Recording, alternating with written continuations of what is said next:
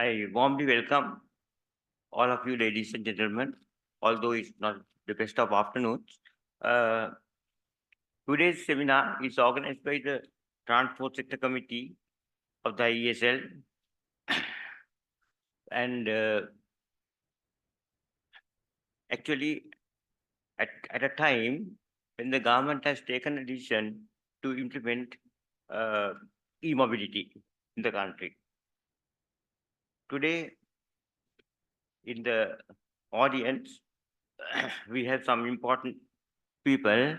Let me first of all welcome Engineer Ranjit Rupasinghe. He is no stranger to us because he is one of our members. And we are very proud of you, Engineer Ranjit Rupasinghe, to be elevated as the Secretary, Transport and Highways. And we have our own President, Engineer Professor Ranjit Disanayake, who is very keen and encouraging to have such seminars because he wishes that engineers should that there should be professionalism in the ISL and within its members. So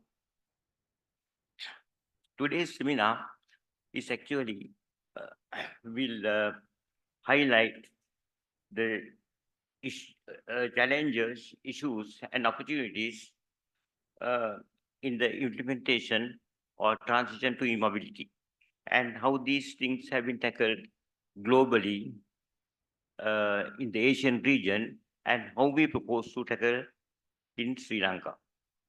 So, with those words, I am sure today's seminar and today's speakers will give you a very interesting seminar, and I wish you a pleasant evening.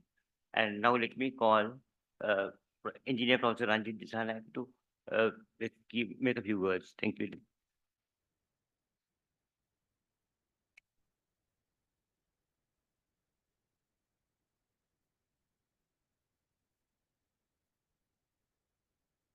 Good evening. It is my great pleasure to welcome you to the ISL on the seminar on the e-mobility. I would like to welcome again Engineer Ranjit Rupasinghe, our member, as well as presently the Secretary for the Ministry of Highways, and Dr. Anand Malaratri. He is moderating the session, and Dr. Tusita Sugadasa, as well as Mr. Advi Limaya and Professor Amal Kumaragi. What been the ISL while trying to fulfill the members' requirement and doing training and other etc. It is our interest to see what is the national need for the day. So recently we have been very much active on some of the area concerned in the country, like recent restructuring of the power sector and some of the issue like Nilwala, the century barrier. And there are so many other issues which we believe that in a way engineers must in all finding the solution as well as knowing the real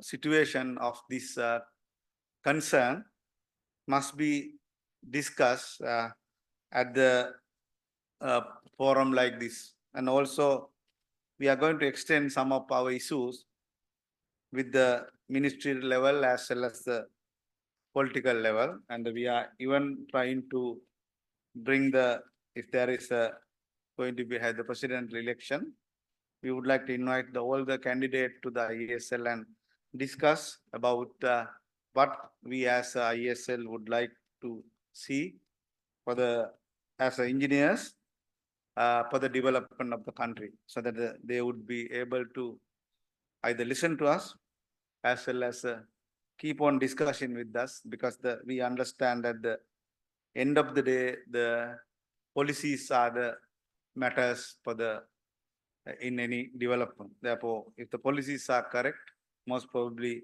the development will take place. We have been blaming for the different sectors of the people not taking the correct policies for the development of the nation. Therefore, coming back to the subjects, this is a very important subject, as well as we spend a lot of money on importing the fossil fuel. Similarly, during the crisis, we understand that the huge queues around the petrol station and so forth. So amount of the money that was spent can be reduced drastically, going for the electrical vehicle, as well as the when you think about the three pillars of the sustainability, that is environment and economy and the society. So environmentally, this is feasible, as well as economically, of course, feasible, either short term or long term. Socially also, this reduce the lot of opportunities for the people. Therefore, for the sustainable development of the nation, having discussed many areas, the area of the electronic vehicle will be one of key point to be addressed, as we have not been importing the vehicle during last several years. As we have to open up the market, but looking for the opportunities for the electronic vehicle will be the option. With that hope, again, thank for all the resource person and the participants. And I wish we will have the wonderful seminar today. Thank you.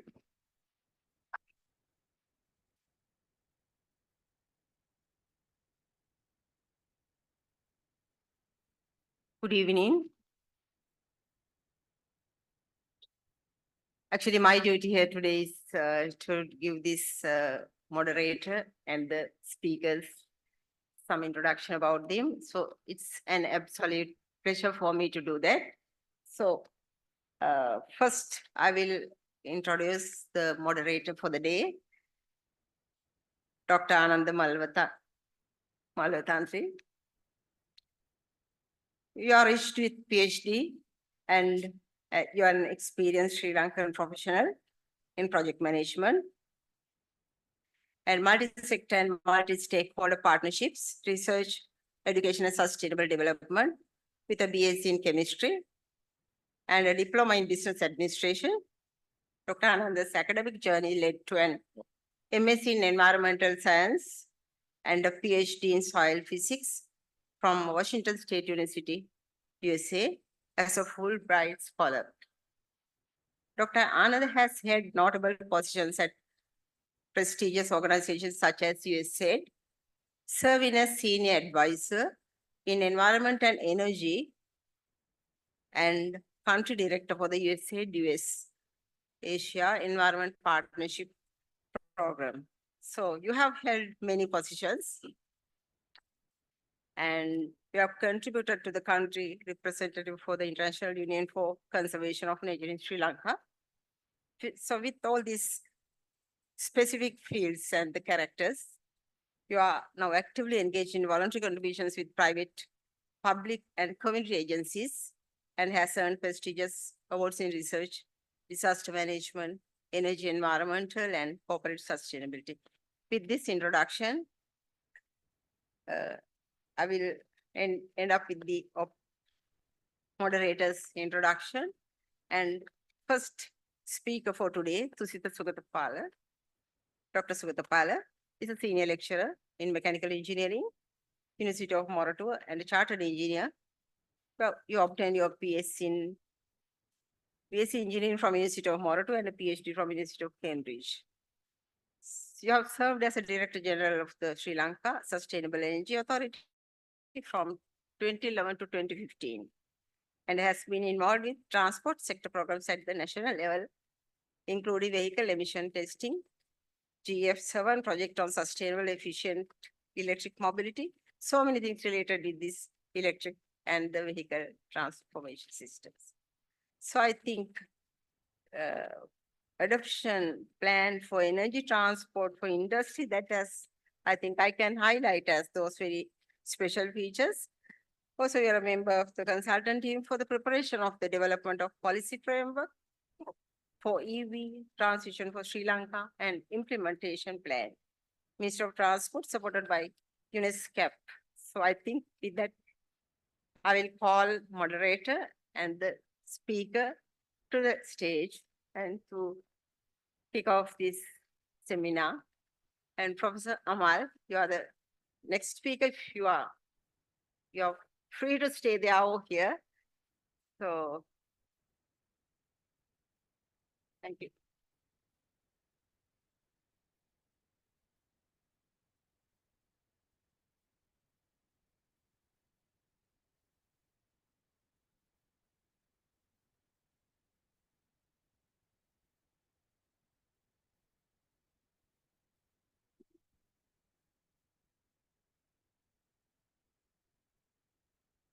Good evening, everyone.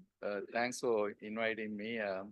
So today, actually, I'm participating here as the advisor to the president on environment, climate change, and green finance. So that's a more relevant piece from my work here. But my mind goes back to the days that Kusita, Amal, we worked on early 2000 on vehicle emission testing and things like that. And then earlier on the wind power transfer with Namali's husband and all that. So this is a long saga, and the Institute of Engineers had been pioneering in most of the areas. So it's a great feeling to be here today and to provide a little bit of input. E-mobility, now we hit the rock bottom. Now we are on the recovery. So in the recovery process, this is one of the best areas that we can capitalize. Pretty much when you look at Sri Lanka, we have several broad issues. One, food security. Other one is the energy. Another one is water. So everything is revolving around those three. So when you take the energy aspect, I know from the wind and solar assessments, we can probably easily develop about 5-6 times of what we consume now. So we have to either export or we have to use. So when it comes to usage, we need offtake mechanisms. So e-mobility comes as one of the biggest probable off-takers of that part, in addition to the industries and all that.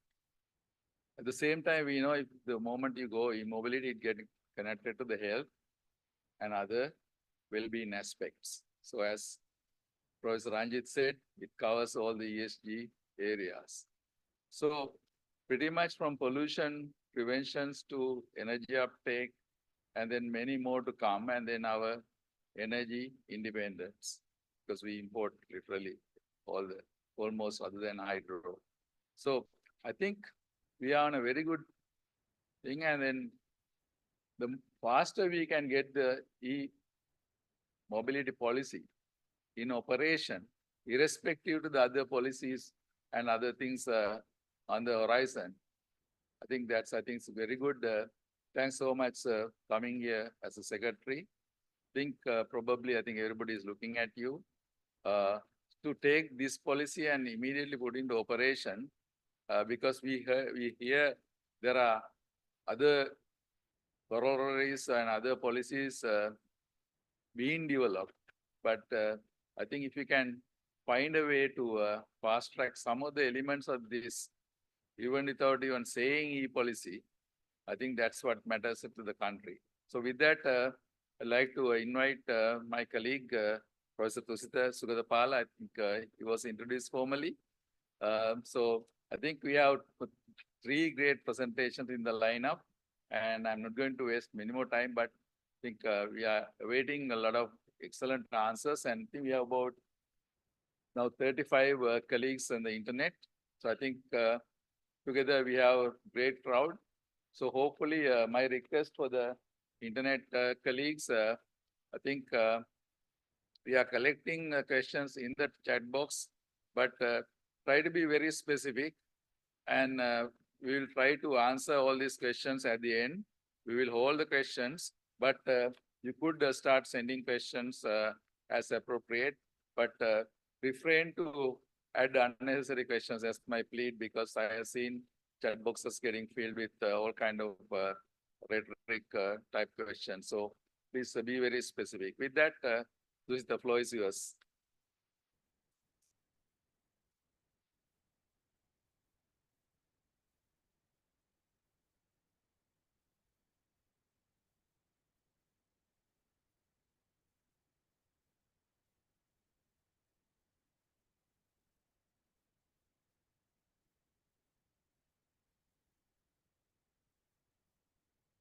Thank you.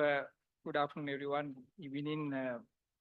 Thank you, Anand, and also Professor Disanayake for the informative and to the point. In fact, it's part of my presentation to highlight in the role of e-mobility within SDGs or sustainable development.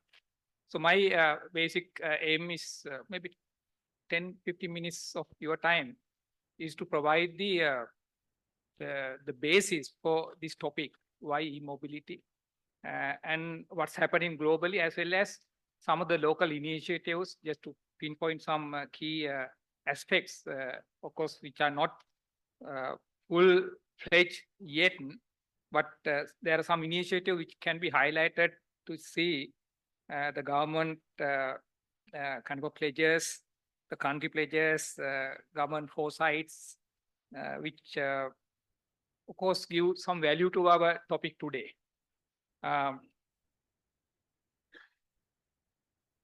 So I'll start with the topic. In fact, Dr. Disanayake indicated, that basically the why e-mobility is not a local, the issue. Of course, we have a local attributes, but it's arising from the global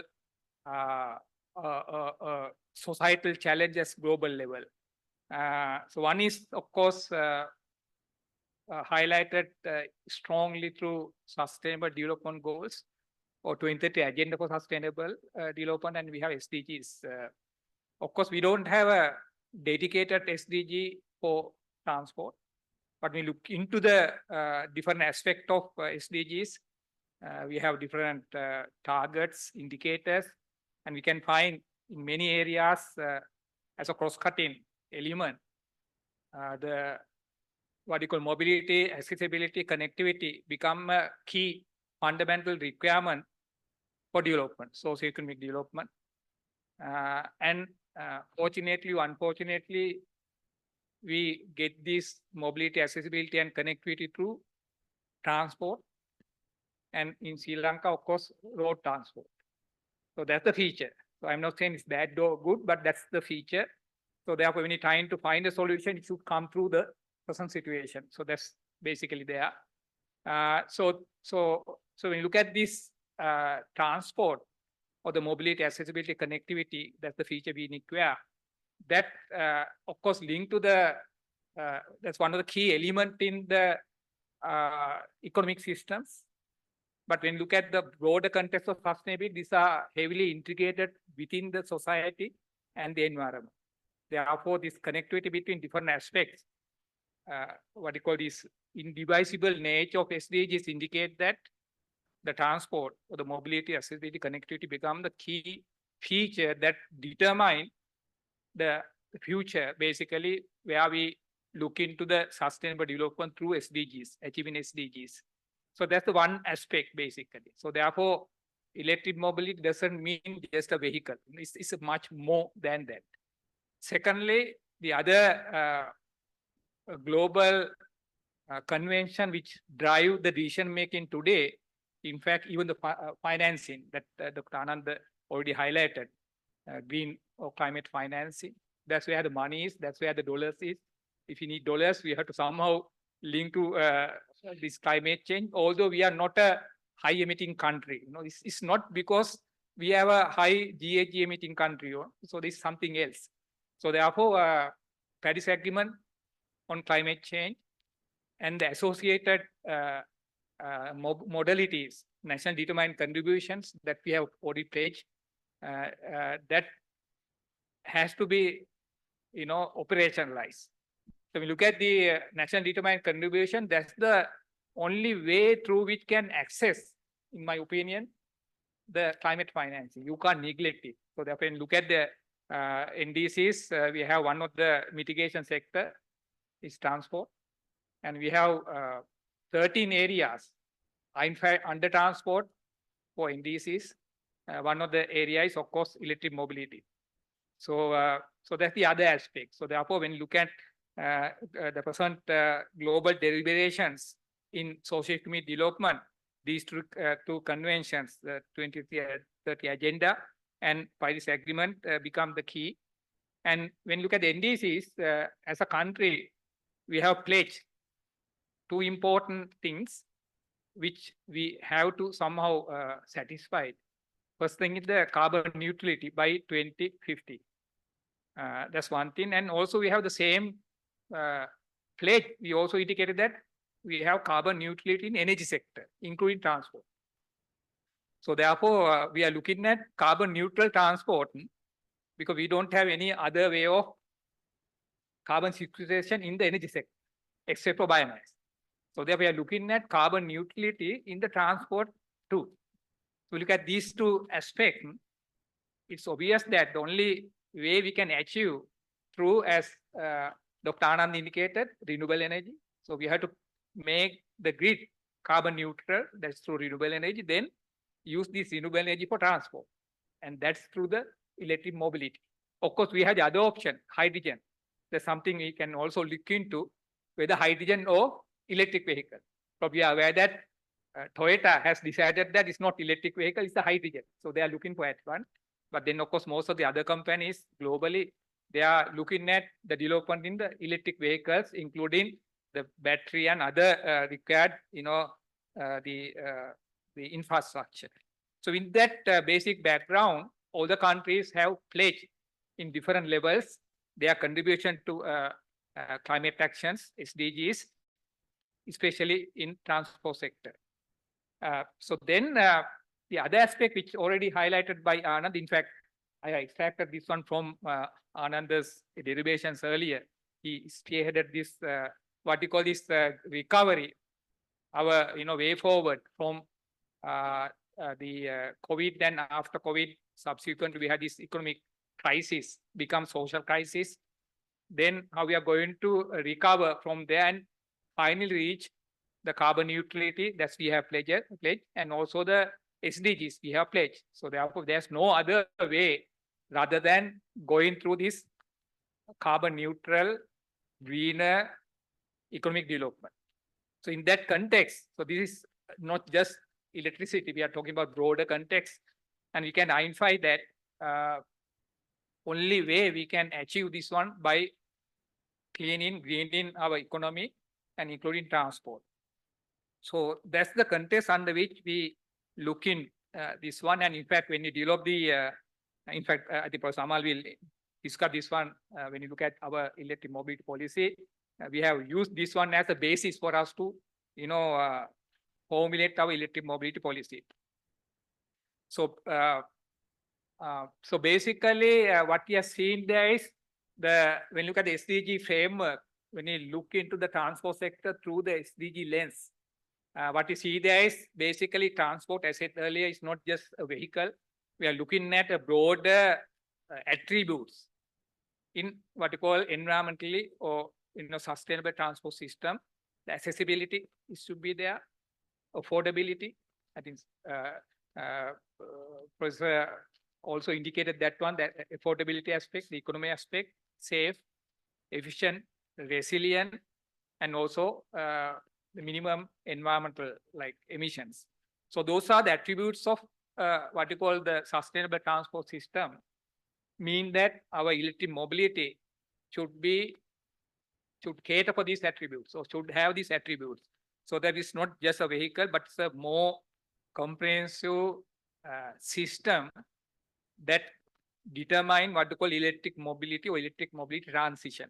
So in that context, sustainable mobility transition is defined as a very broader context of social, technological, and political process which convert the mobility and traffic, including the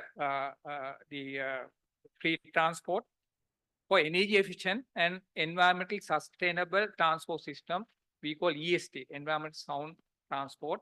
That's the requirement. So therefore, electric mobility should reflect that, which is governed by what they call the cleaner fuel and technologies, especially renewable energy.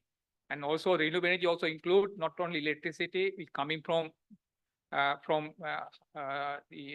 renewables, but also green hydrogen and also biofuel. Of course, those different aspects, the viability for the local context depend upon our country circumstances. But when you look at different countries, they have come up with different plans, but ultimate target of reaching carbon neutrality by 2050 on average, as well as reaching SDGs become the kind of a ultimatum or ultimate target set by most of the countries.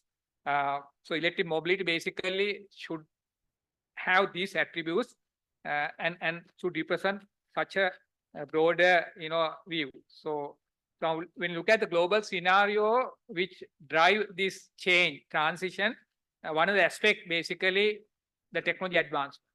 The technology advancements in electric mobility, not only electric mobility, but the electric, the vehicle technologies, we can see it's evolving over the time.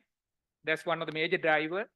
So in that case, we can see, of course, it's not just electric, the internal combustion engine will have a further improvements happening, and that will be a kind of a more efficient energy system technology in the future, where to become carbon neutral, the IC engine has to be powered by fuel which are carbon neutral. The green hydrogen is one example, then biofuels, maybe biogas, ethanol, biodiesel, which are coming from sustainable sources is one of the options. And of course, electric mobility considered to be the key out of that. Then, of course, we have electric vehicle, hybrid, and also the fuel cell technology with hydrogen as a fuel will also come in. And finally, the carbon neutrality can be achieved. So that's the way the technology is evolving. And most of the key manufacturing, the vehicle manufacturing agencies, companies have pledged this target. Of course, the timeline is different, but finally they are looking into reaching these carbon neutral technologies, basically with fuels, cleaner fuels and technologies to cater for this global target.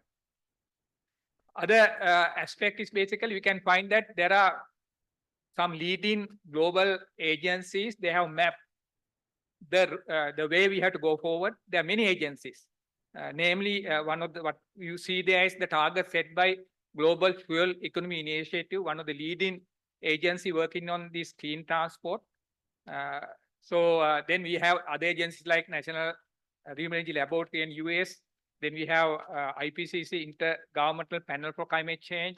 Then you have International Energy Agency and so on. There are many agencies who have looked into the energy as well as transport sector, how we can cater for this target. So in that context, what you have seen there is this Global Fuel Economy Initiative, the target set for the manufacturer to reach this carbon neutrality so that we can maintain our global warming within 1.5 degree scenario. That's the target set. So in that context, we can see how far we have to improve the carbon emission. As a percentage, the reduction is given there for different vehicle categories. Global Fuel Economy Initiative start this intervention by for light duty vehicles, the cars first. Now they are going for heavy duty vehicles, even two-wheelers and other vehicle categories. So we can see when you look at the targets for 2035, 2050, for example, one of the most relevant one here for maybe two-wheeler and three-wheeler, we are looking at the carbon reduction of 80% by 2035 and almost 95% carbon reduction in 2050, meaning that you can't have IC engine, petrol-driven or diesel-driven vehicle there. It should be electric, of course, but then electric also, the grid should be carbon neutral. So that's the renewable energy. That's what Dr. Anand indicated. So that's the direction they have shown. This is the global framework. Locally, anyone can look into the local context and then decide on what the pathway. So that's the way, in fact, our electric mobility policy have been formulated. That's of course you can comment on that. Professor Amal will look into that. But then when you look at the other cases, of course, heavy duty vehicles are the most difficult one. So it has the most least stringent, but even that one, you can say 70% reduction is expected by 2050. And then we have, of course, beyond that also, like 2100 and so 2100 and so on. So this is one of the framework. So this indicates that we need the electric mobility together with carbon neutral or decarbonization of the grid through the renewable energy development. And then another one of the leading agency who are, of course, the scientific body which provide the information to the UNFCCC for policymaking is IPCC. So what you have seen there is the IPCC, models. They have thousands of different models analyzed scientifically and come up with some, few numbers which seems to be most viable options to be considered for this what we call the carbon neutral, the target. So now here you can see we can read the carbon neutral target in different pathway. There's no single pathway. Now this particular case, it highlights 3 pathways which are of course relevant to Sri Lanka. That's what I'm just highlighting. One of the pathways, aggressive development of renewable energy with high economic growth. That's what's shown in the left hand, the bottom one, which indicate your demand will increase because your economic growth rate is very high, but that's catered by high energy consumption, catered by renewable energy. So we're going to reach carbon neutrality or the 1.5 degree scenario with huge amount of renewable energy coming in there. So here we can see electric mobility. I mean, these are basically the electric sector. We can see the red area is the electric, contribution. Then we have hydrogen, that's the dark blue. Then also we have biofuel. In some countries, these are viable. In Sri Lanka, something we have to look into. Probably it's not really viable for Sri Lanka when you look at the land availability and other limitations. But other countries is possible.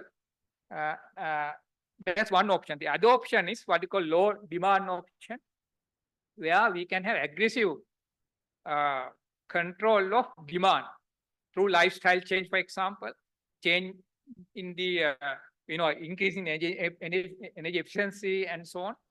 Again, there we can see your demand for energy is in transport sector is now low, but we are reaching carbon neutrality with the same level of economic development, but your growth, GDP growth will be lower than the earlier one. So it's basically lifestyle change we are talking about. The other option highlighting there is what we call SDG part. We are looking at not just achieving the carbon neutrality, that's basically the environmental goals, but also the social and economic goals through achieving SDGs together with carbon neutrality. So that's another options we are talking here. There also we can see electric mobility, electric and hydrogen, biofuels are coming there, but all the cases, the amount of fossil fuel usage will be very minimal.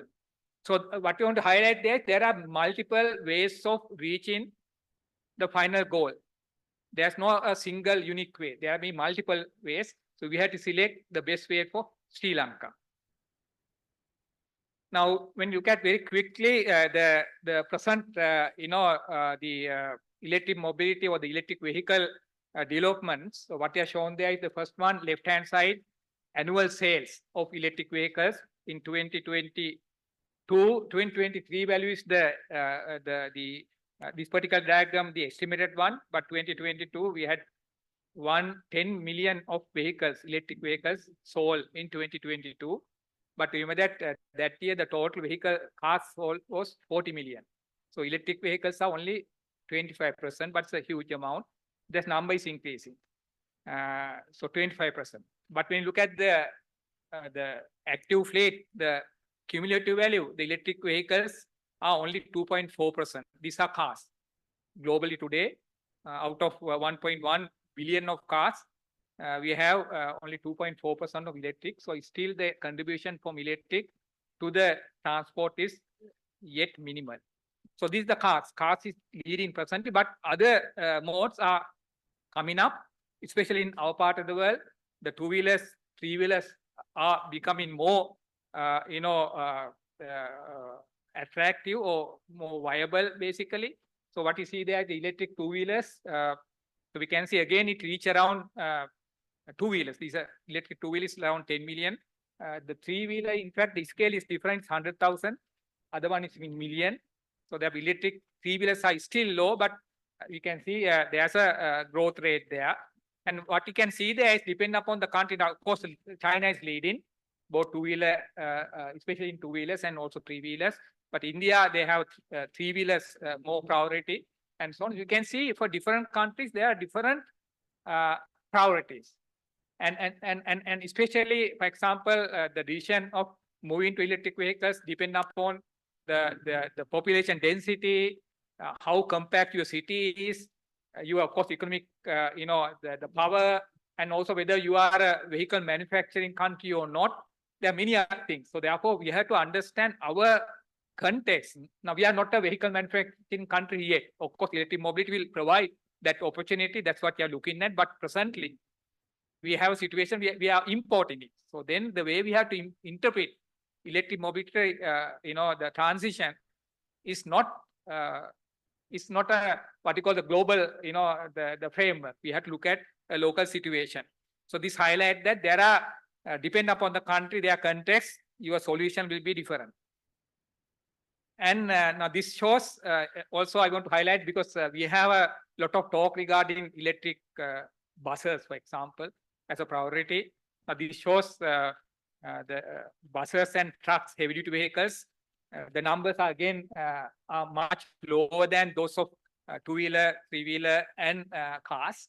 But still, there are, when you look at the contribution, especially in China, the contribution of electric buses to total vehicle sales is around 20-25%. That's a quite high value. But EU is like 10% presently, but other countries are still low. Then we have trucks that also, as a percentage, is much lower than the other cases. So therefore, we can see different vehicle categories have a different, penetration. That's basically depend upon the, of course, the economics as well as the technology development. So electric mobility is still, some of the technologies are evolving, especially battery, some charging infrastructure and so on. So therefore, still we have to wait to see how some of the technologies, especially battery, for example, even battery recycling type of thing, will go into how those are going to affect our, the electric mobility transition. So this is my final slide just to highlight, without much detail, what are the initiatives locally. But basically in policy interventions, we can find the concept had been well accepted in a way, highlighting that the electric mobility is important. We can see even in different, the media, other, communication tools. These are well, deliberated topic. So when you look at our national determined contribution, that's we have to have pledge for 2030. We have indicated the promotion of electric mobility there without real targets. But we need NDC with targets for climate financing, for example. In the next revision of NDCs will happen in 2025, within a year or two. So therefore, we had to be prepared to set the target for electric mobility. Probably that information is provided through our policy. Then you have net zero by 2050 roadmap that has been published, gazetted. There's a target there. So that also indicate the electric mobility will be one of the key solutions. Then climate prosperity plan, which has been considered to be again a policy document where electric mobility also specifically highlighted. Then the proposed policy that will be elaborated more by Professor Amal. Then also we have electric, the energy policy and strategies. The importance of electric mobility is being highlighted, and especially with this initiative, in fact, CB have now decided, they have decided to include electric mobility demand in their, generation expansion plan. That's a very good initiative.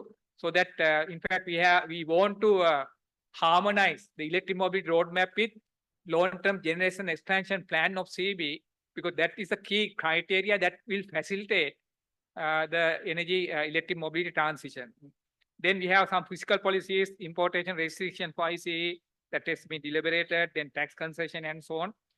Then regulation standards has been developed, especially for EV registration. There are some new guidelines or regulations, technical standards, especially for local manufacture have been developed. Then also conversion system. That's also very important aspect we are looking to, because we have a huge vehicle fleet at present. So we can't neglect it. You can't just throw away. So therefore, the conversion of existing vehicle fleet to electric become a key intervention for Sri Lanka, especially in the short run. So therefore, this conversion of electric, the IC engine to electric, especially two-wheelers and three-wheelers, become one the short-term target we have to concentrate. Then, of course, the importation scheme for used batteries is there, but there are issues regarding that, because the used battery is a chemical waste, how we allow to import it, but there are stringent kind of a standard set there. So that we are looking for ways of ensuring these batteries are fit enough. Their health is adequate for vehicle to run another 10 or 5 or 10 years. Then we have the local industry. That's also very good initiative. Not like in IC engine, but electric vehicles. Now there are local manufacturers, entrepreneurs coming up with local design, two-wheelers, three-wheelers, conversion kits. Then of course we have even, we can see charging infrastructure, battery swapping system. So it's evolving, especially through some, local industries. That's an important aspect. Then I want to also highlight there are some pilot projects ongoing through global, these development partners. UNDP, they are supporting for conversion of three-wheelers, around 200 plus three-wheelers to electric. Then USA, they have supported for a few companies. Then there are some proposals for electric buses through climate financing, through, again, UNDP interventions. Even ADB, they are talking about electrification of railway and so on. There are a lot of discussion going on, but still we are not fully ready to access climate financing, in my opinion. There are some fundamental areas to be improved to access climate financing. Probably in the discussion, we can talk more on that one. So that's basically some of the initiatives which will support the electric mobility transition. So with that, I will conclude my presentation. Thank you. So we can have later discussion. Thank you, Dr. Sugatapal. I think it was a foundation for the next two presentations to come up. But I think nevertheless, we can have one or two quick questions before we move to the next. So Dr. Sugatapal was, I think he mentioned the linkages also, the health linkages and the other complications that we need to start working on in order to get the e-policy mobilized. Any questions from the audience? Oh, yes, sir.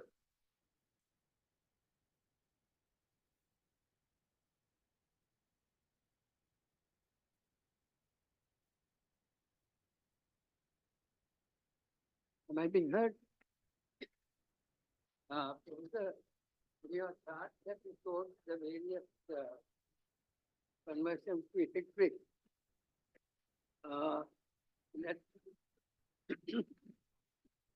In that one, the full electric didn't feature.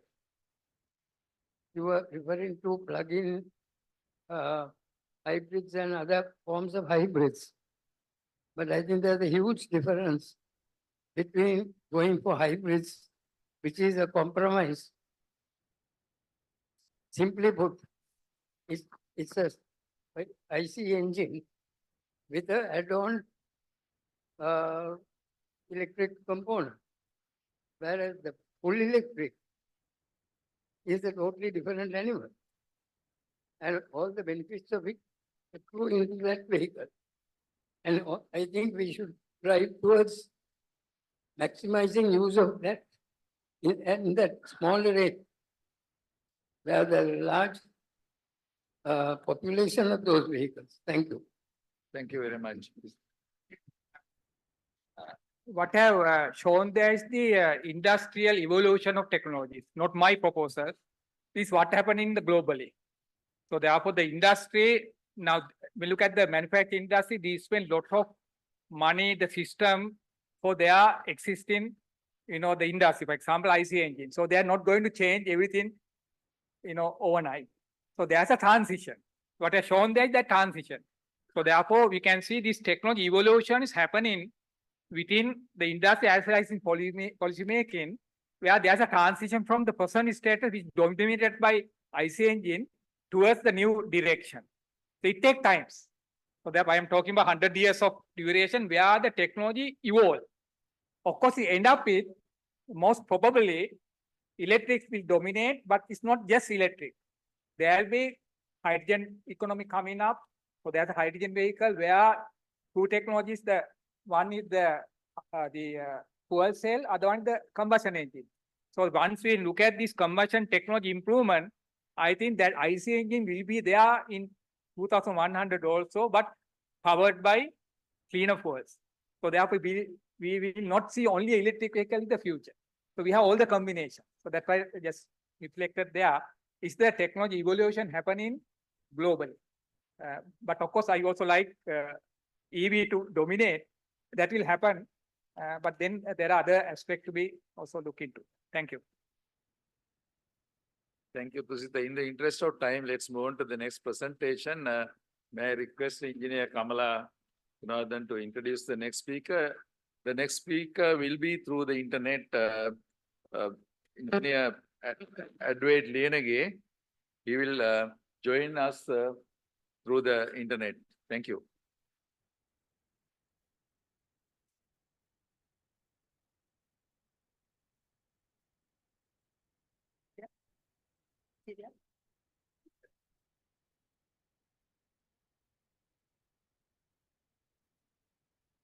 Let me introduce Mr. Advait Limaye, who is joining online from India. Advait Limaye is a professional with a rich background in policy analysis and data management within transportation and urban infrastructure. With over 3 years of experience, Advait has working on transport policies and initiatives in Asia Pacific region. At Asian Transport Outlook, funded by the ADB and the AIIB, Advait superheaded comprehensive data collection, analysis and presentation for 51 economies and 460 cities. I think this is what is enriched with many of his other knowledge products. Advait's expertise also spans performance assessment systems and urban infrastructure planning, demonstrated through his engagements with several organizations like AIILSG and WRI, where he provided technical support and contributed to concept reports to enhance urban livability and safety. He also has experience working with the urban local bodies on the projects of Smart City Mission and Housing for All missions in India. No doubt that he will be a very fit person for this, our seminar today. So over to you, Mr. Advait Limaye. Thank you. Thank you, Mr. Liyanage, for joining us today. We are very delighted to hear you, and you have your 20 minutes now. Thank you. Thank you so much. I'll be sharing the screen from my end now.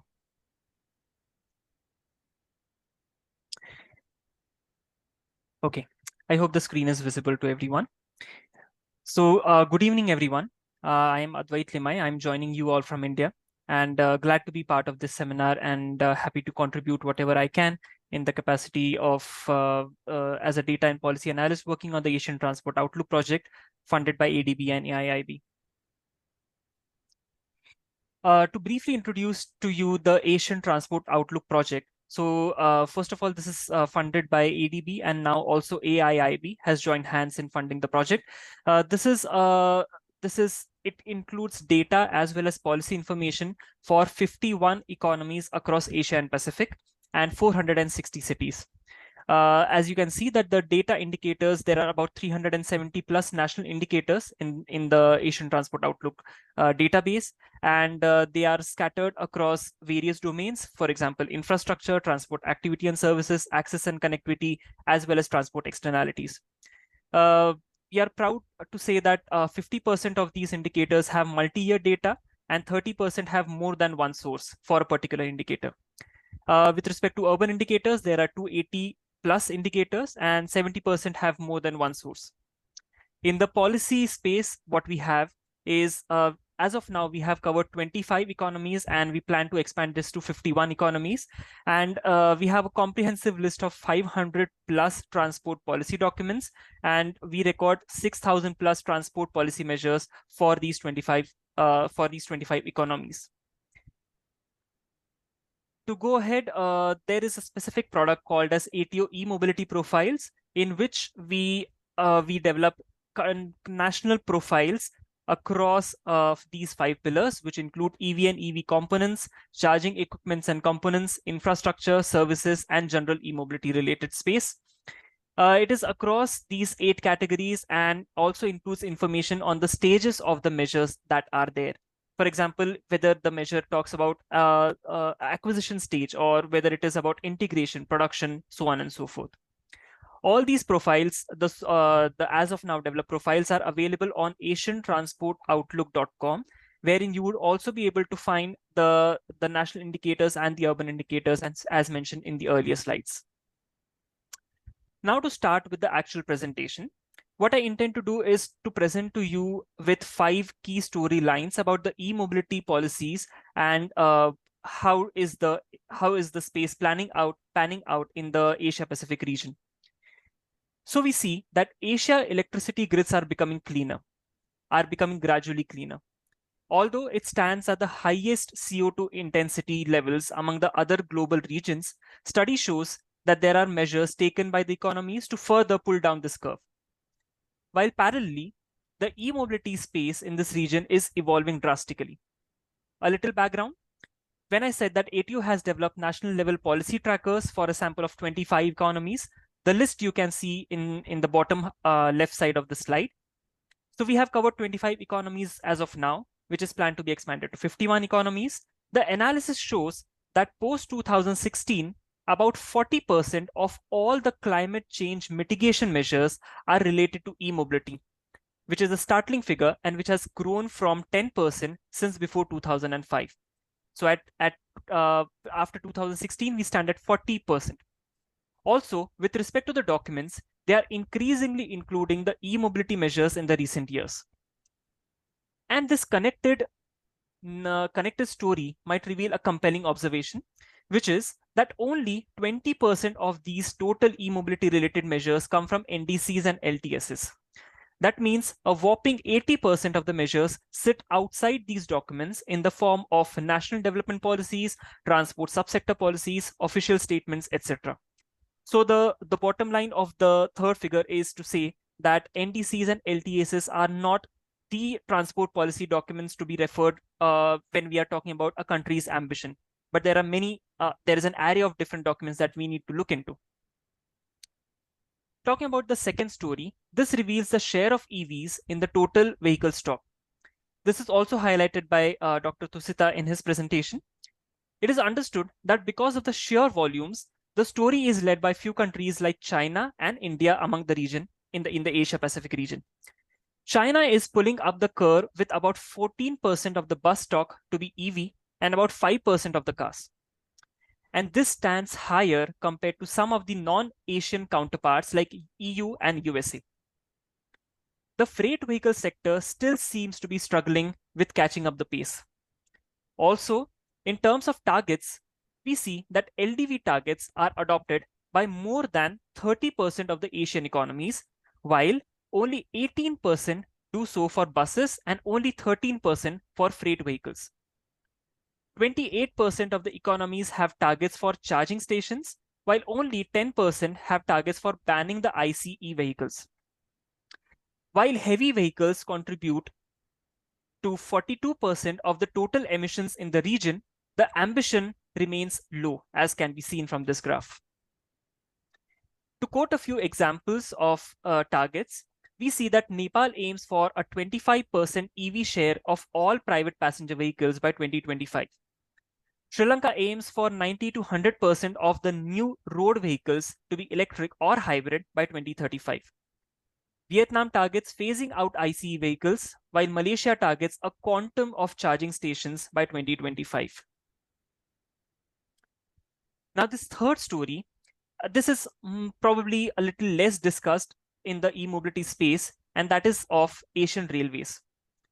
The good news is that as of 2020, about 60% of the energy consumption is from electricity compared to oil. Roughly 2011 was a turning point in the sector.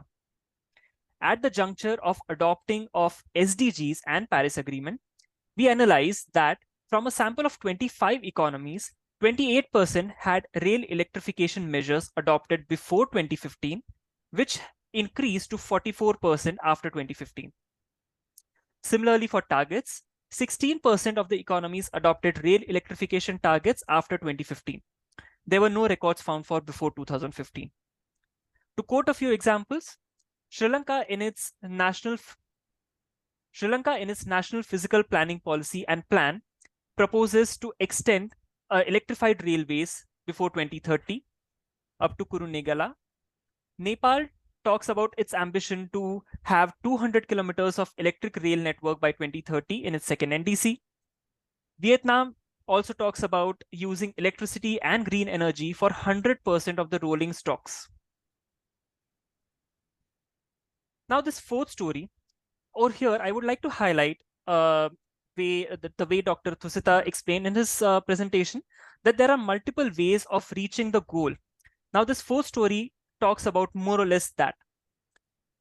In this fourth story, what I'm going to talk about is the diversification of policy measures that the economies have achieved, and this highlights few of the categories and components. The economies talk about incentive and adjustments towards scaling up. For example, Pakistan talks about expediting the market penetration through legal mandates, subsidies, and investments.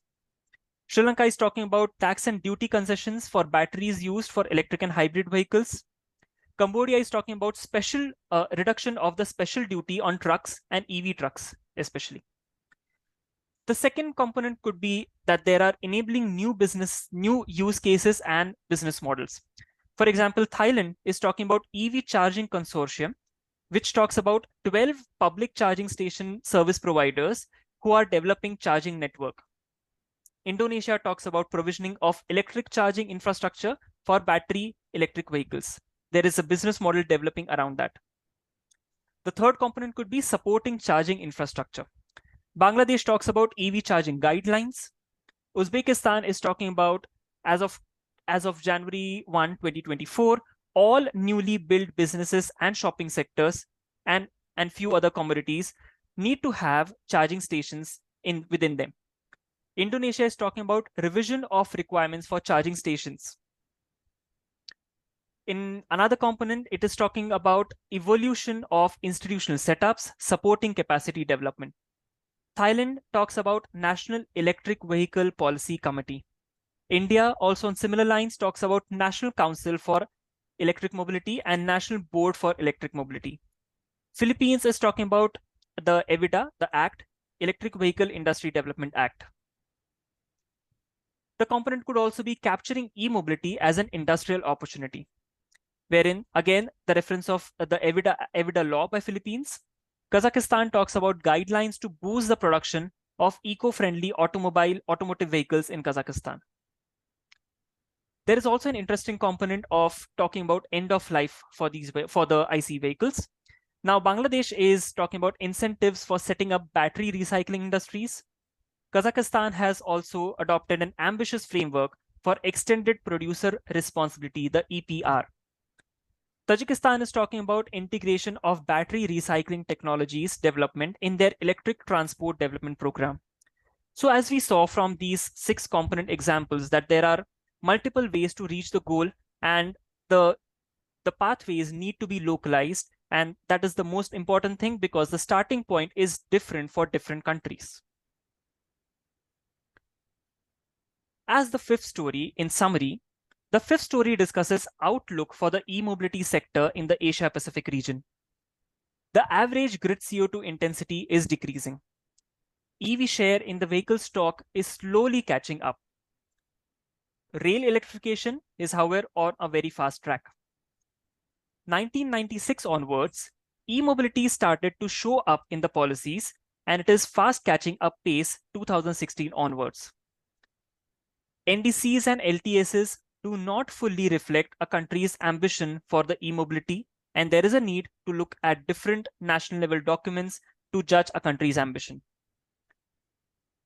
Where two-wheelers and buses are a significant entry points in the e-mobility space, as various research suggests, the targets are fairly less pronounced in this two-wheeler and buses zone. The policy measures are diverse and they are impacting the overall e-mobility space. But there is still a long way to go for a sustainable future. Between 2000 and 2050, approximately 1 billion vehicles are expected to be added to the fleet, and based on the estimates by Energy Transition Outlook and IRENA, DNV, etc., 93% of the cars and 60% of the HDVs need to be EVs for a 1.5-degree scenario. To highlight, an accelerated transition is required. That would be all from my side.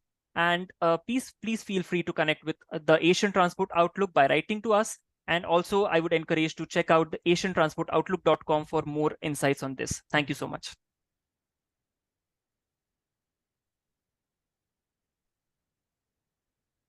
Advait Lime, that's Asian Transport Outlook. Please do stay with us until we get to the discussion time. Meanwhile, Sure, we sir. can have a quick question. There's any burning question? Or else, let me ask the introduction for Professor Amal Kumarage, please.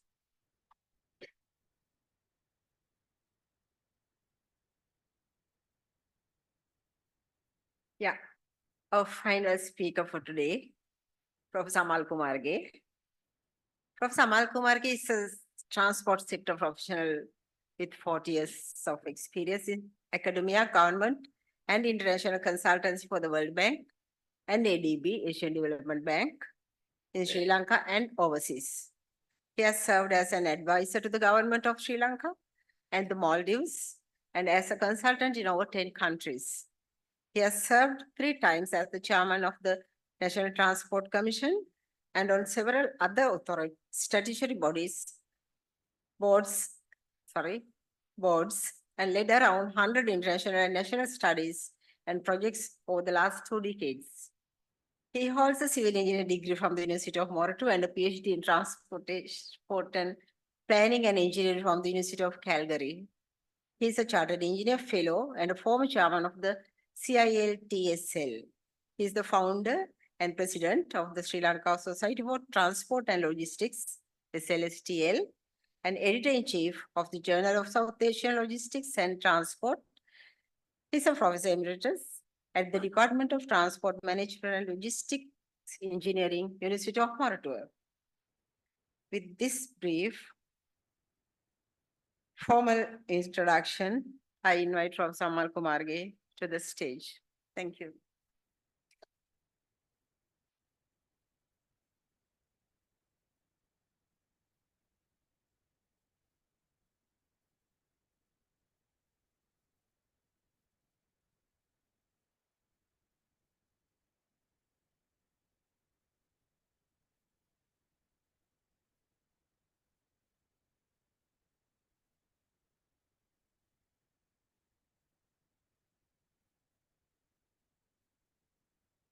Thank you for that introduction, Engineer Kamala. Good evening, everybody. I'm very honored to have a very distinguished audience, senior engineers, including Secretary, Minister of Transport, President of IESL, former presidents, and so on and so forth. My job is to talk about the elements of the proposed policy for electric vehicles in Sri Lanka. We have heard a very convincing argument for global as well as Asian advent or the progress of electrification in road transport. So how do we approach this in Sri Lanka? Now we have this unique Sri Lankan style of doing everything we call ad hoc. We get an idea, we run with it, we feel it's gut feeling, and then, you know, we feel good about it. Well, that's only till some time when things come crashing down. But it works. People like it. You know, people applaud until it's time to blame the people, very people whom they supported. That is Sri Lankan policy. Now, that is populist driven, sometimes politically driven. And we professionals also can easily mistake all of these as being professional as well. We need to be very careful to distinguish these. So we can easily run away with this story today that electric vehicles are cheap to operate. They're becoming cheaper. They may be even cheaper to own. And therefore, we can run away even at this election saying that, you know, everybody can own and drive an electric vehicle at little or no cost. Now, I won't be surprised if we run away with that idea in the not too distant future. So I just looked at the numbers, you know, and the numbers are very supportive of that approach. If you plug in the values for fuel today, electricity, even at the highest tariff, a motorcycle, if you look at the economic cost, the cost to the nation over its lifetime is about R1 million, and the nation gains by 42%, 142% advantage in green. If you are an owner of a motorcycle, still you are better off. For a three-wheeler, same story. When it comes to an average motor car, it's a little if, maybe, maybe not. But still you're not bad off. But when it comes to the buses or trucks for that matter, which I haven't put there, it's a different story. But then see, on fuel imports, the government collects taxes by which it maintains roads, tries to maintain. So I just added 20 rupees per kilowatt hour, to about 20 to 30 rupees, need to be recovered because now you're foregoing that. How the government will recover that is still a challenge. Now, if you add that, you can see the colors change a little bit. So you see, this story is not very stable. It's based on the prices we charge. And then I again looked at the possible scenario. What if fuel prices are half of what it is today? $84, $85 a barrel now. And you know, it goes up and down. Up would be more favorable for electric. Down would pose a question. So when I put that, you can see the numbers becoming a little more fuzzier. So we need to get this policy right. Otherwise, when these things happen, what looks good today may tomorrow become a nightmare. So what I take away from this is, yes, private vehicles today, if we open the doors to EVs, will flood the market. And then private vehicle use will increase. Why? Buses are going to be expensive. They will become more expensive. And the shift to private vehicles will even increase. The government will lose revenue from road maintenance. And then there's the challenge of how to recover that. But then all this will add to congestion. And then I think Dr. Tushita was telling me, I think was it in Indonesia or Philippines or someplace, that They promoted electric vehicles and they realized that actually the fuel consumption went up because more vehicles came into the road and the vehicles that were using the fuel began burning more fuel because of the congestion. So all kinds of unexpected things can happen when we don't get this right. Now, if we are to take a more strategic, public policy-oriented view, and Selimai mentioned to us how many policy documents there are out there. And when we were doing this research, I realized that leave alone the national policies, if you look at India, almost every state has a very advanced policy on electric mobility. And unlike here, where we lock up these policies in cupboards, they are living documents there. So what do we do? So the 20th century has given us a lot of comforts in life, and one of them is the arrival of the motor car. And today we have, fallen in love with it, and we can't do without it, and it has helped us in many, many ways, right? But it has also now created a number of sustainability issues: traffic congestion, accidents, air quality, global warming. We are all complaining these days how hot it is. Well, the motor car globally has contributed to that. We know that. And so we have this move to climate change, keep the global warming limited. And this is an opportunity that we have to undo some of these excesses of the 20th century in the 21st century at least. Because if not, we may not have a 22nd century. So the world is now in panic mode trying to do these things. And we are driven by global agendas. Our governments are going and signing protocols, and we are being dragged along this, all for very good intentions. Now, in the 21st century, we are now in the age not of the industrial age, we are in the digital and tech age. And what we can do today is slightly different, well, a whole lot different to what we did in the last century. So we have to use that part of it together with this move to climate change.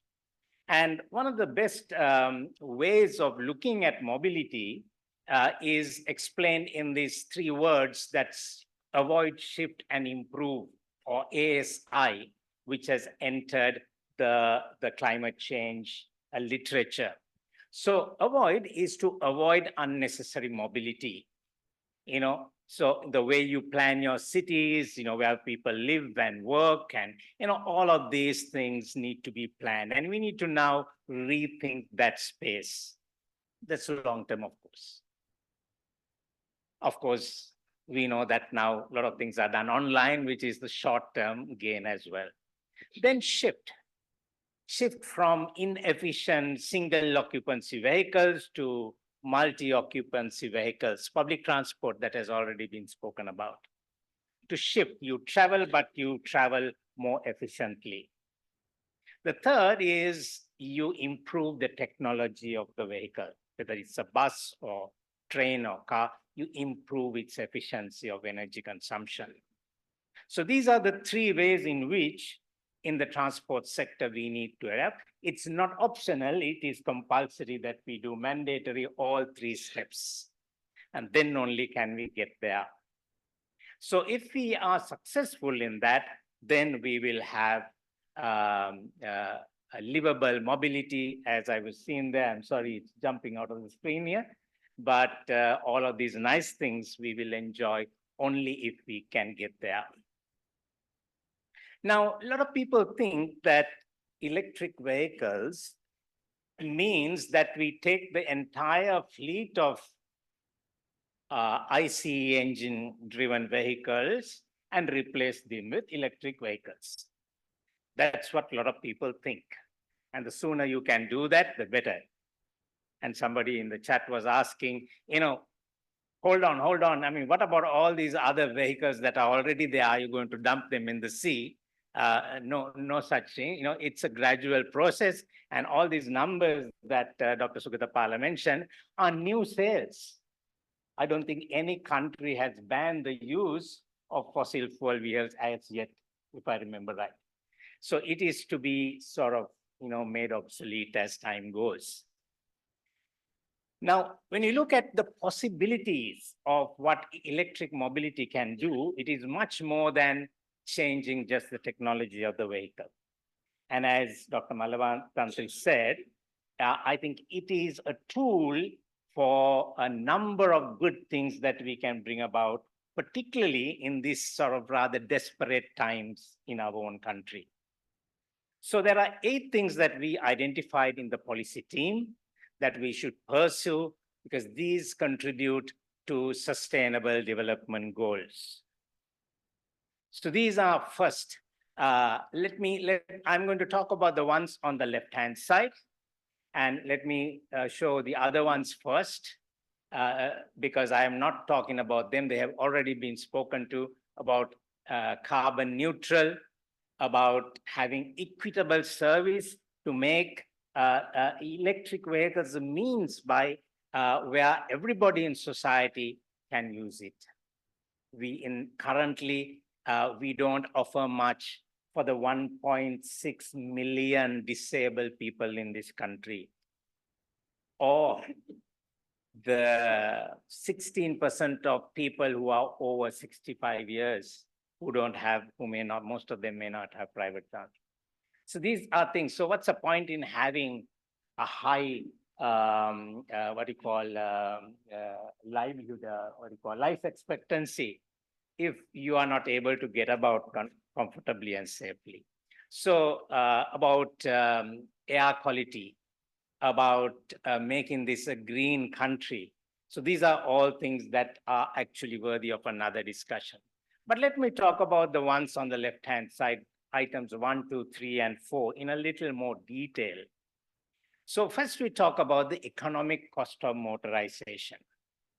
Now, I consulted the central bank's annual report of 2022, and I was shocked to realize that the household consumption expenditure on transport has increased to 25.9%.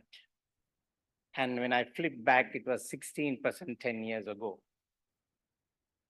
And it has surpassed what households spend on food and beverages. That's how bad transport is in this country. I don't know whether to laugh or to cry because, this is the situation. When households are spending more for transport than for food, something is terribly, terribly wrong. Now, and I just thought you'll be interested to know that households spend only 4.5% for both health and education, okay, across Sri Lanka. That shows, what we are spending on. Now, this is not because people are spending this on buses and trains. They are spending this on private vehicles, their own vehicles. People have got used to using their vehicles, even though they do not have the income to support that expenditure. That's why that percentage is high. So when we should have been using cheaper public transport, we have driven people to more expensive private transport, and that is what's happening. And that leads me to show that in Sri Lanka, we have operationally, not registered, 257 vehicles per 1,000 people. And you can see there a graph of a research which shows that number as countries prosper in terms of US dollars per capita. We are at 4,000 and we are way ahead. Our purchase of motor vehicles is only matched by Malaysia. In fact, our vehicle ownership rate is the same as countries that are like $10,000, as you can see, or even more. So putting it like, we are living way beyond our means. and paying for it. Now, more so, because we have very high taxes imposed on this, that has not stopped motorization. Instead of buying a brand new car, you buy a reconditioned car or a three-wheeler or a two-wheeler. So motorization goes on. And because we have these huge price differences, anybody who buys a motorcycle aspires to the socially better vehicle. Unlike in countries like Taiwan and Vietnam, where people are happy to use a motorcycle for life. Here, that's not the case. So all these two-wheelers and three-wheelers, 3/4 of our fleet is that. They will aspire to become four-wheelers. And if those convert today, our road requirement, space requirement is going to more than double without an increase in the fleet. That itself is going to be catastrophic to manage in Sri Lanka, leave alone the additional expansion of the fleet. So where do we go from here? So this is the high cost. Now, how do we move forward? And here this is how our mode shares have changed. You can see around 1977, the motor vehicles started increasing. Till then, buses were holding strong. And then now around the year 2015, you can see, or before that, motor vehicles had another growth. And now actually public transport, both buses and trains are on the decline. So this is what we can expect when we go into the next decade. So this is what one can call a high carbon development policy in transport. We are moving from less carbon to more carbon, from non-motorized to motorized, from rail to road, from public transport to private transport. We are going exactly in the opposite direction that we should be. So here we feel that what Dr. Sugatapala mentioned as originating from Dr. Malavatantri's work and the work of the Presidential Secretariat, the alignment of transport policy and the EV policy to support the low carbon development policy. And that is the only way we have to go forward. Now, if you go on to using that to, how do we start? Let's look at what is happening. Now, we are spending about 8% of our import bill for road vehicles. And that is a big amount with spares and all of that. Now, we are not a vehicle manufacturing industry, and every vehicle virtually is imported. And that is foreign exchange going out. So we need to move from, I mean, why are we supporting that when we don't have a value addition other than sales and repairs and so on? We have the president of the Ceylon Motor Traders Association. I mean, they do add value as they should, but the substantial value of manufacture, even of spares, does not happen here. We need to move into that or reduce inputs that do not add that value. We do not have oil in this country, and we keep importing oil.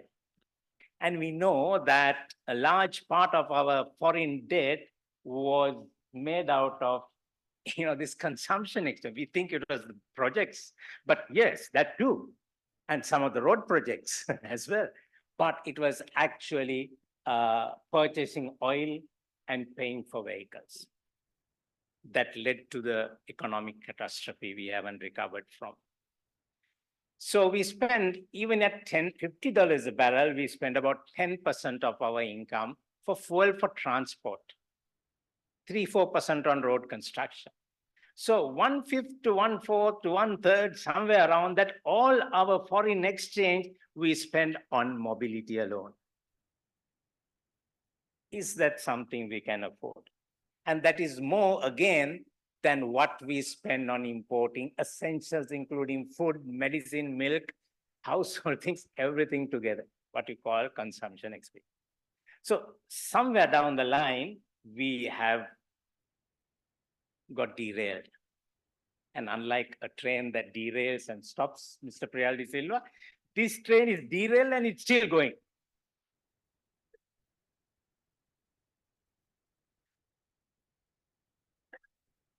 So in this, we looked at, oh dear, a table has got reorganized. So in the policy document, we looked at different strategies, and we looked at how to move beyond. So the minimal policy intervention is something we looked at, where we actually leave it to the marketplace. We don't have very specific government policy. And then the motor vehicles will increase, many of them will convert, and at best, the public transport share can be made 50%, which is the desired goal for a country having population density like Sri Lanka, only by 2050. Now, the economic cost of this will mean that actually our burden I spoke of will get worse by 2030 before it starts getting better. So it's not going to help our most difficult time, which is now. So how do we handle that? So we didn't think that was good. Then we also had what is known as the aggressive method policy, which you cannot see. I also cannot see here. But from memory, it is where we look at reducing the growth of the vehicle fleet, not stopping it, limiting its growth from 5.6 million vehicles, which is now the operational fleet, to 10.2 million vehicles. And that is at an average growth rate of the fleet of 2%. But when you say 2%, that's the growth. Replacements might be another 2 to 3%. So in terms of new registrations, we are still looking at 4 to 5% new registrations, which will still be enough bread and butter for our motor traders and that whole industry. It's not to shut down that industry. And we look at getting the public transport share 50% by 2030, which seems impossible, but the plans are there for that. And in this, we looked at it, we found that the best first steps to electrify would be the two-wheelers and the three-wheelers, beginning with three-wheelers in 2026, which means new sales or new registrations would be only electric. Why? Because as was mentioned, that industry, the local industry is very advanced. And most of that value addition could be done locally. So we need to capitalize that opportunity. If we start with four-wheelers, we will not be able to match. All the electric four-wheelers will come from overseas. So two-wheelers, three-wheelers in 2026, two-wheelers in 2030, and then moving on to buses. We require about 2,000 to 3,000 buses per year in this country. And there is opportunity to start electric bus manufacturing here in this country. India is actually committed to 50,000 buses, I think. So much so there is now a waiting line globally for electric buses. So this is what we looked at it. And in this scenario, the economic cost of inputs from 11% is going to come down to 7% of the GDP by 2030. And this entire, our struggle to increase the GDP will just become, solved partly just because our inputs are made more efficient, cutting down the waste. And it will go down to 4% by 2050. So this is what we have done. Now, going forward to finish up mine is the policy. How do we get this done? And we need a policy framework for that. So the e-mobility policy has been now drafted. It has to be approved by cabinet, and then it needs to be implemented through different ministries and the different legal frameworks within which those ministries operate. So I will talk mostly about 1 and 2 because they are the most urgent. 3, 4, and 5, I will just mention now.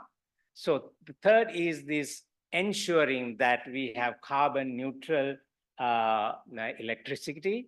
Now we did a calculation, now it is 15 gigawatt hours right now of energy production.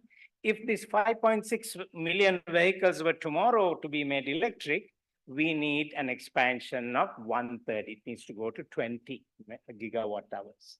So that cannot be done overnight. And the CEB projects a 4% approximate annual growth from now onwards. And if what we mentioned, even the aggressive one was to happen, with the 2% increase in the vehicle fleet, that 4% needs to increase to 6% per year.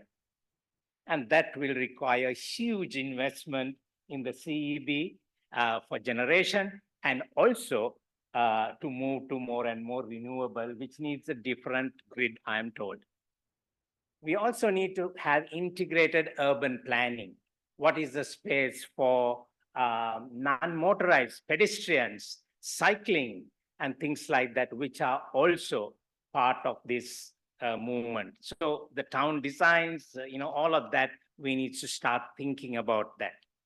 Minimize the domestic value, maximize the domestic value addition in e-mobility. That was spoken already, and the industries ministry is already on it, but they need better standards, better enforceability, and so on. And the fifth one I'm mentioning is the institutional structure to take this forward, because it is not delivered through one ministry, and therefore that, and we are not very good at working with different agencies in this country. We are very silo-minded. We need to work at how we can do that together.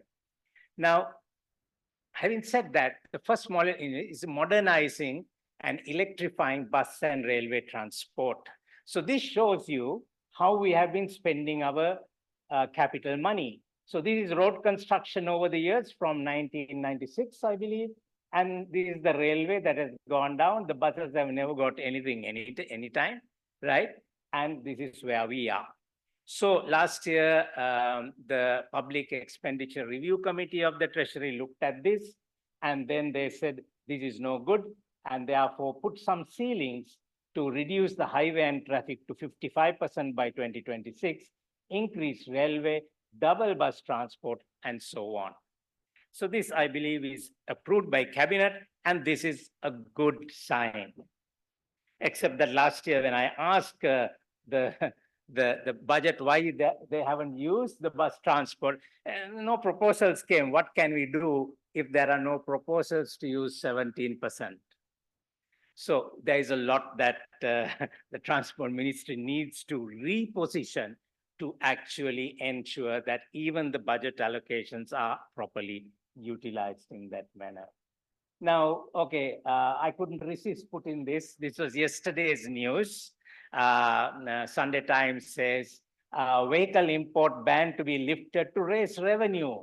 President to take decision, US 800 million drain on foreign reserves, but government will earn tax revenue of rupees 340 billion. Okay, so this is that. I told you what we like. Our transport policy is actually what Treasury does. Whenever they short there, they give subsidies, they raise this, that. And that is the transport policy we have.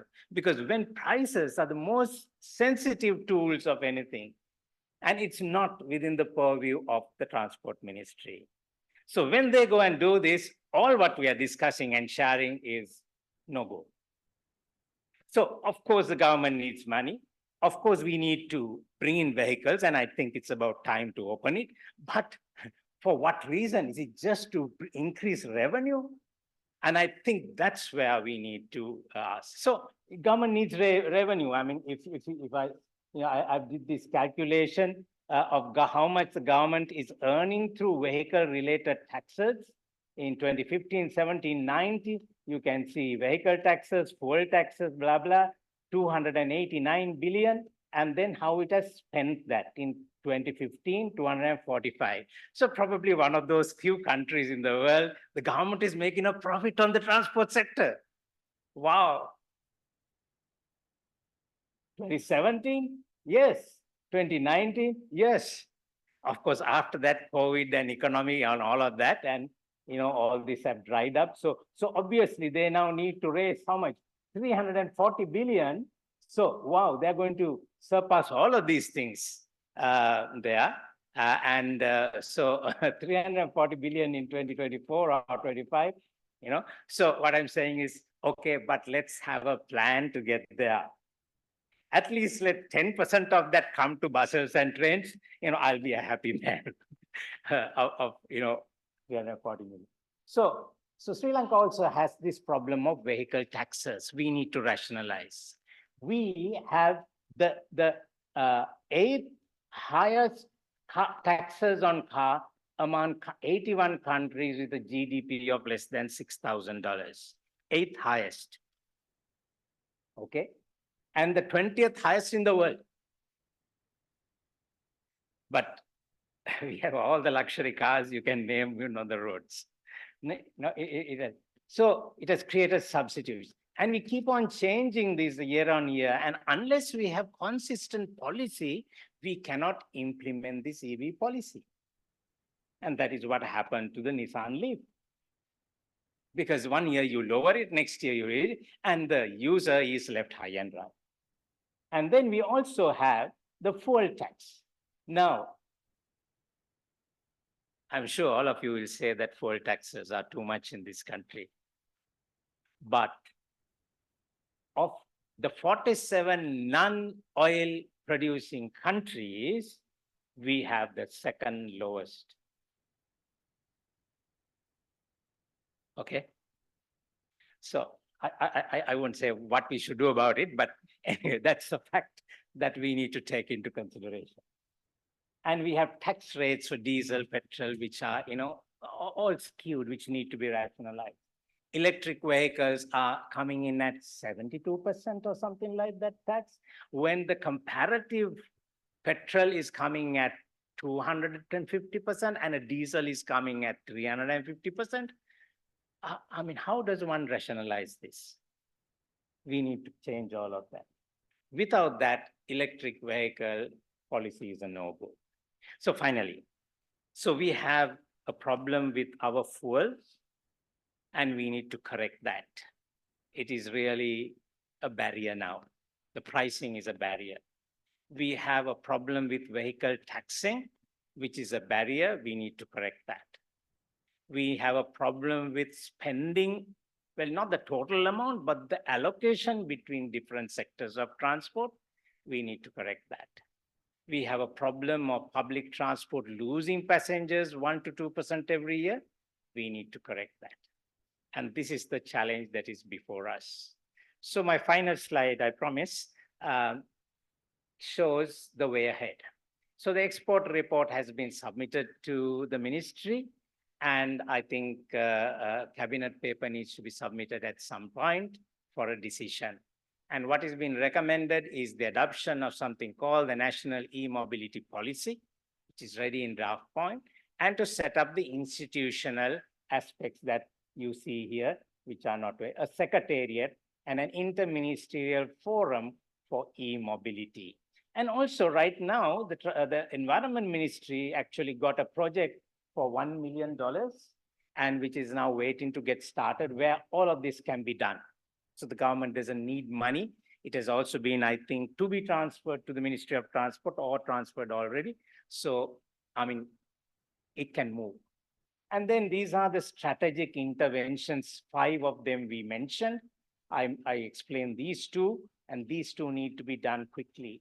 So we are suggesting that consultants be engaged and, get this pricing, public transport, this, institutional structure, all of them designed this year, so that by the end of the year, we can go to cabinet again and get this endorsed. And then whatever is there can go into the different policies.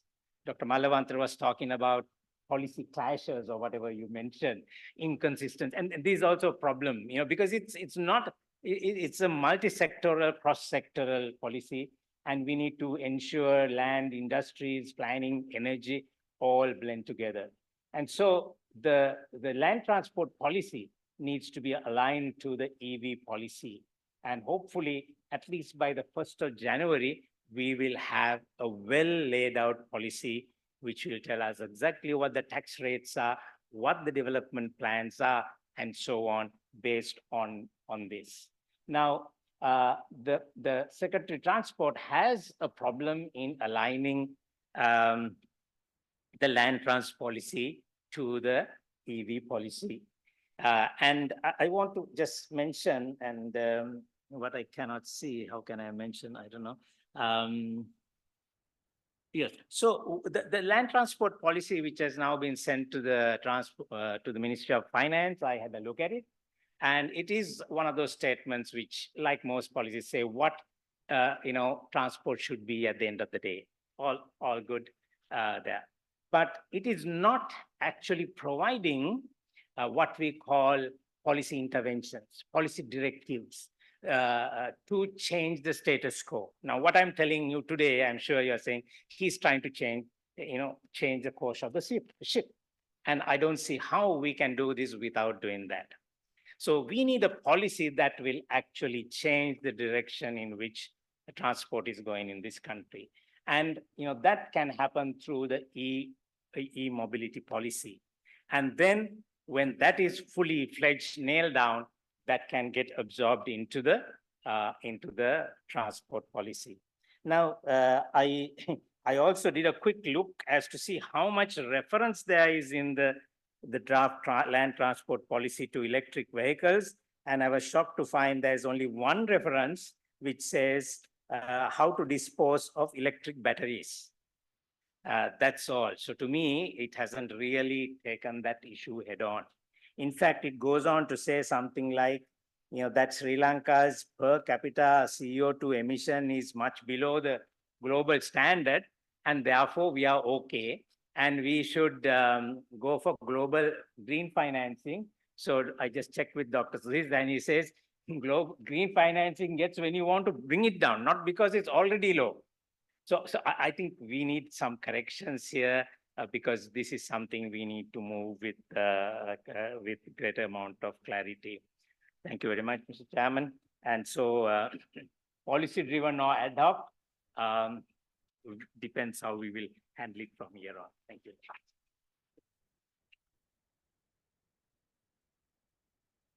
Thank you, Dr. Kamal Kumarage. It's a wonderful, enlightening presentation.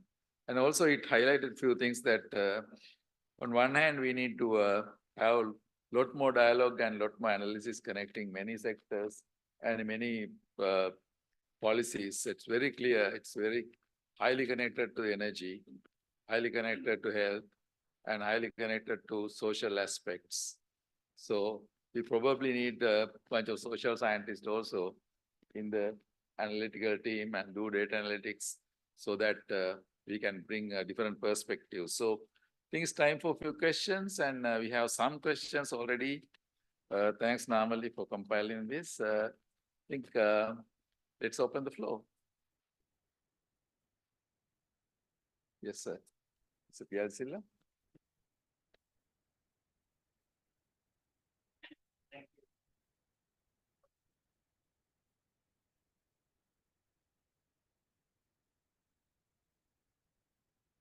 Yeah, all three speakers, let me thank, first of all, were very wonderful. They really gave a lot of for us to think.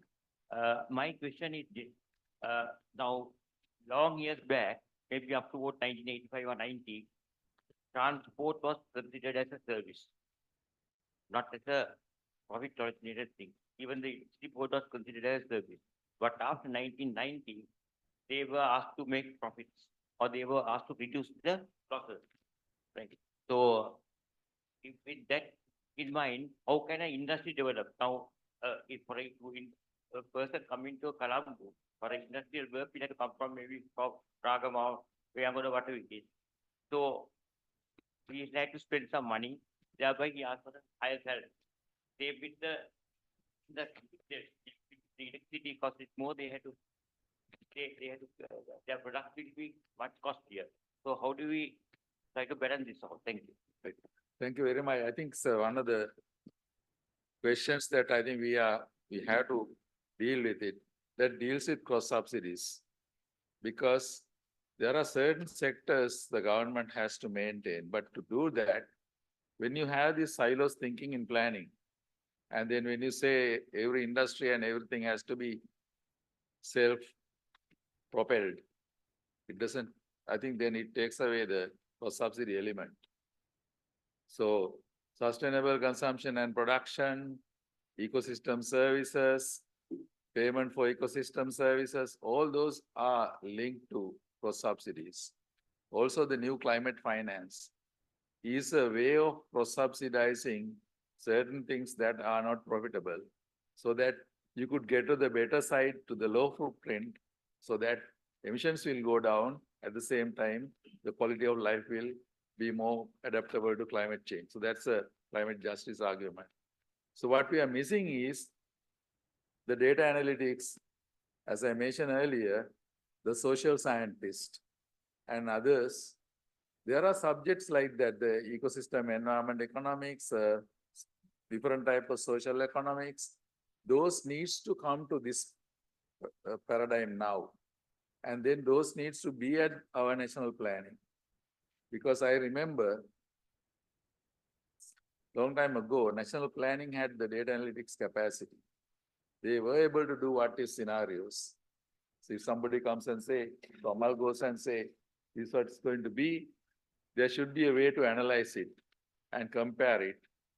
I think we have lost somewhere down the road this data analytics capacity. So I think that idea of having that secretariat type thing and creating a platform and getting the modelers and the simulation people and different type of disciplines into that might get us to the next level. I think the question is very valuable, but unfortunately, we are not talking much about cross subsidies these days. That's where we need to go. Hope that answer your question partially at least. One more. Yes, yes, sir.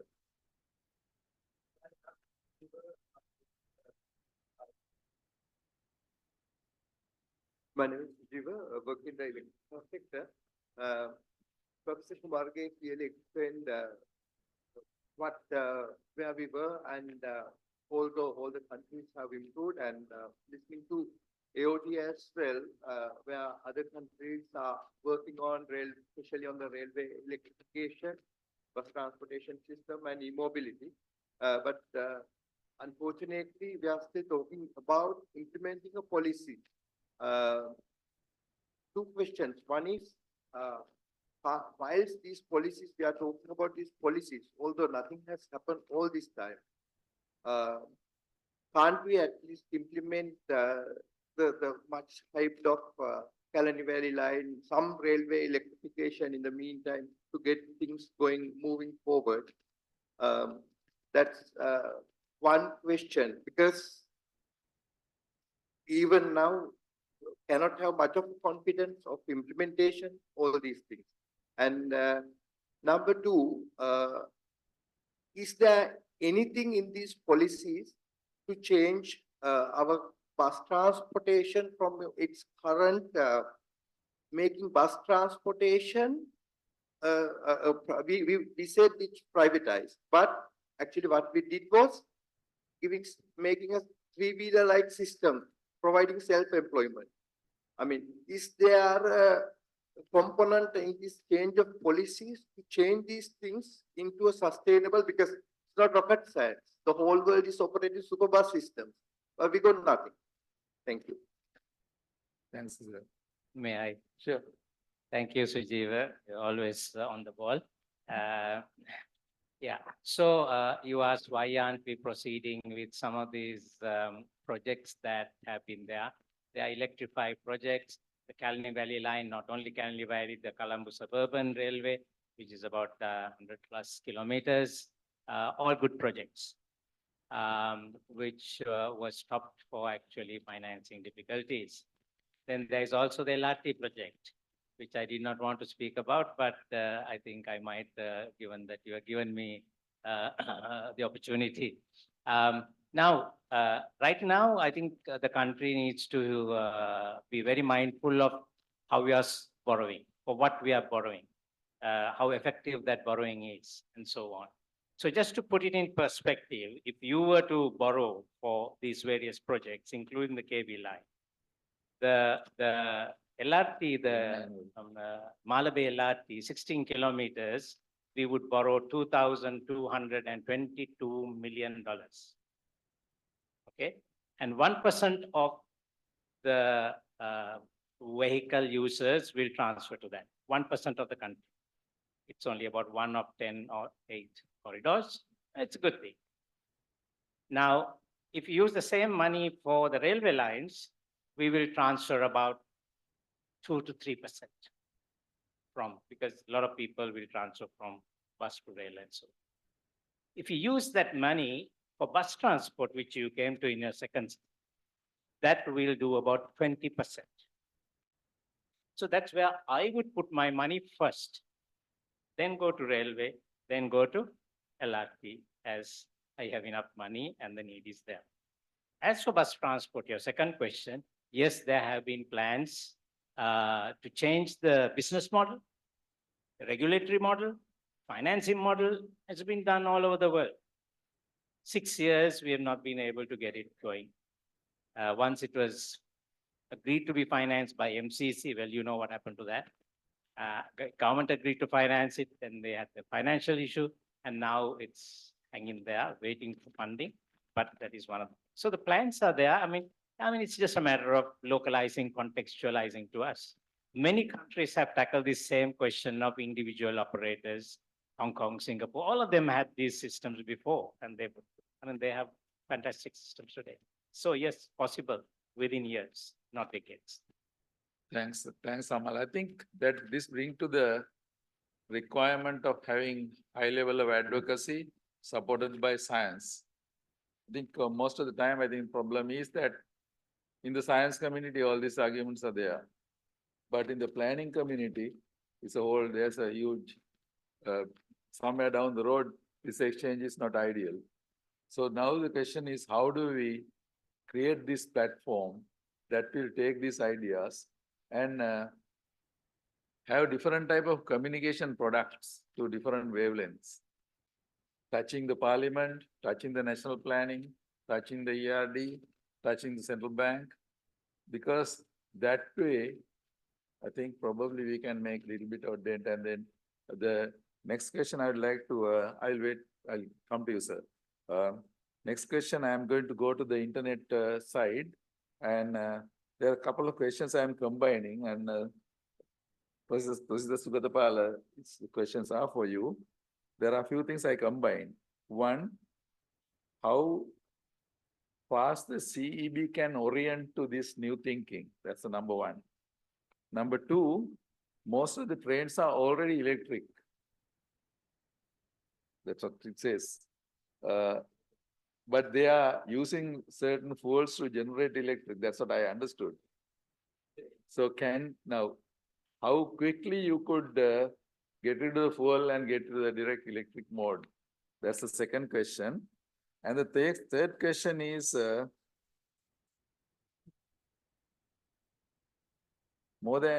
I think there's another one. Okay. How fast what you described can be adopted in Sri Lanka while other countries are going very fast in this direction? Why we are slowing down? I think we heard the answer directly and indirectly, but anyway, up to you. Sorry, the first one, I just forgot. How does the Ceylon Electricity Board embrace this whole change? So we had a very comprehensive discussion, number of round discussion with them to understand, of course, their dynamics. They have very rigid but sound system, so that we have to appreciate. I think one of the most, I think, planned approach in developing the roadmap is long-term generation expansion plan of CEB. So we have to appreciate that. So they have a very sound methodology. So when we discuss with them, they say they are ready. Give us the numbers. So far, no one has given numbers, only qualitative thing. When you have qualitative thing, they can't take in there because they have bounded by certain regulatory frameworks. They can't just take, so they ask the numbers. So then with this policy, of course, we had numbers. We have given it. Now they are working on that. So I think it's not their issue, it's our issue that we have not indicate them what the rates of electrification we are talking about. So if we know what the rate of electrification for transport, they are ready to include in their generation expansion plan. Of course, it happens in every 2 years. I think that's a reasonable one. We can't change every year. So 2 years is a reasonable one. And they are in. So that's why also I think in our proposal, we also, want our electric mobility policy also have a 2-year revision to update. So that should be harmonized. So if that happen, I think easily we can integrate the electric mobility plan with the long-term generation expansion plan. That should happen. Otherwise, because of we are talking about electrification, without CB you can't go. No, so therefore I think they are ready. I think they have the tool. But the only thing is we have to give the enough information for them to plan, and they have a kind of a quality requirement there. Someone has to have a authentified data for them to take it. Otherwise, they can't. We just say then they can't take. So therefore, they are bound by certain. I think that I appreciate that. I think we are very happy. We had a very productive. Yeah. They're the only agency that wanted our workings. Everybody else just accepted what we gave. So I think, data analytics, I think that's, one of the places that they actually work on numbers. The second one is, I can't remember, with the train engine. Okay. You want to answer it? Yeah, I think that is a different wrong concept. What is this is we don't have any electric trains. We don't have any electric engines either. What we have is diesel electrics.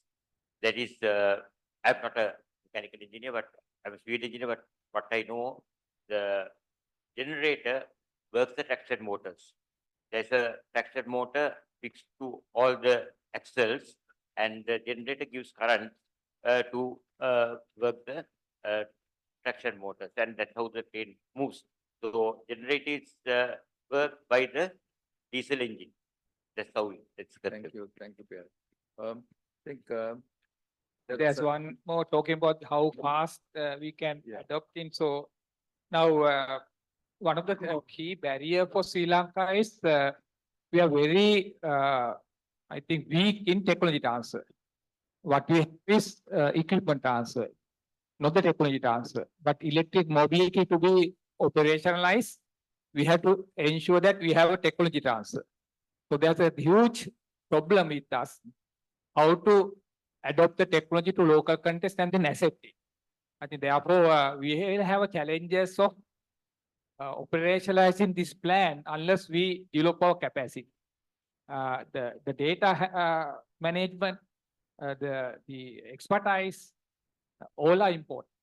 So I think therefore there are to operationalize this one, I think we have identified 5 areas within the plan. So that's why we are starting with that.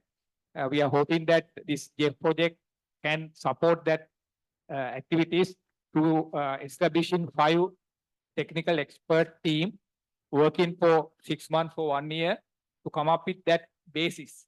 That also include what you call the communication and education plan program to build the capacity for all the actors in this whole thing, decision-making level to operation level, technical and so on. So we need a comprehensive overhaul in our system, which is required for any transition, even electric mobility transmission, we need that. So if that happen, then of course, we can go in par with the global trends. Thank you. Thank you. The next question is to Amal. It's a confirmation the question is asking. Now you said the two-wheelers and three-wheelers are the easiest to convert. So the proposal or the comment is, can we use solar rooftop effectively to solve that problem and done away with it? Yes, I think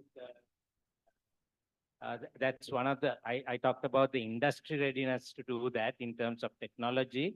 And that is where actually our engineers and our entrepreneurs can actually move in and establish their competencies, even to capture foreign markets in the future. But on the demand side, also, there is the opportunity for these households to generate their own electricity. They can charge this at home. If you look at long range vehicles like trucks and cars, then you need to have a national network to give the confidence for anybody buying a vehicle, I can go to any place.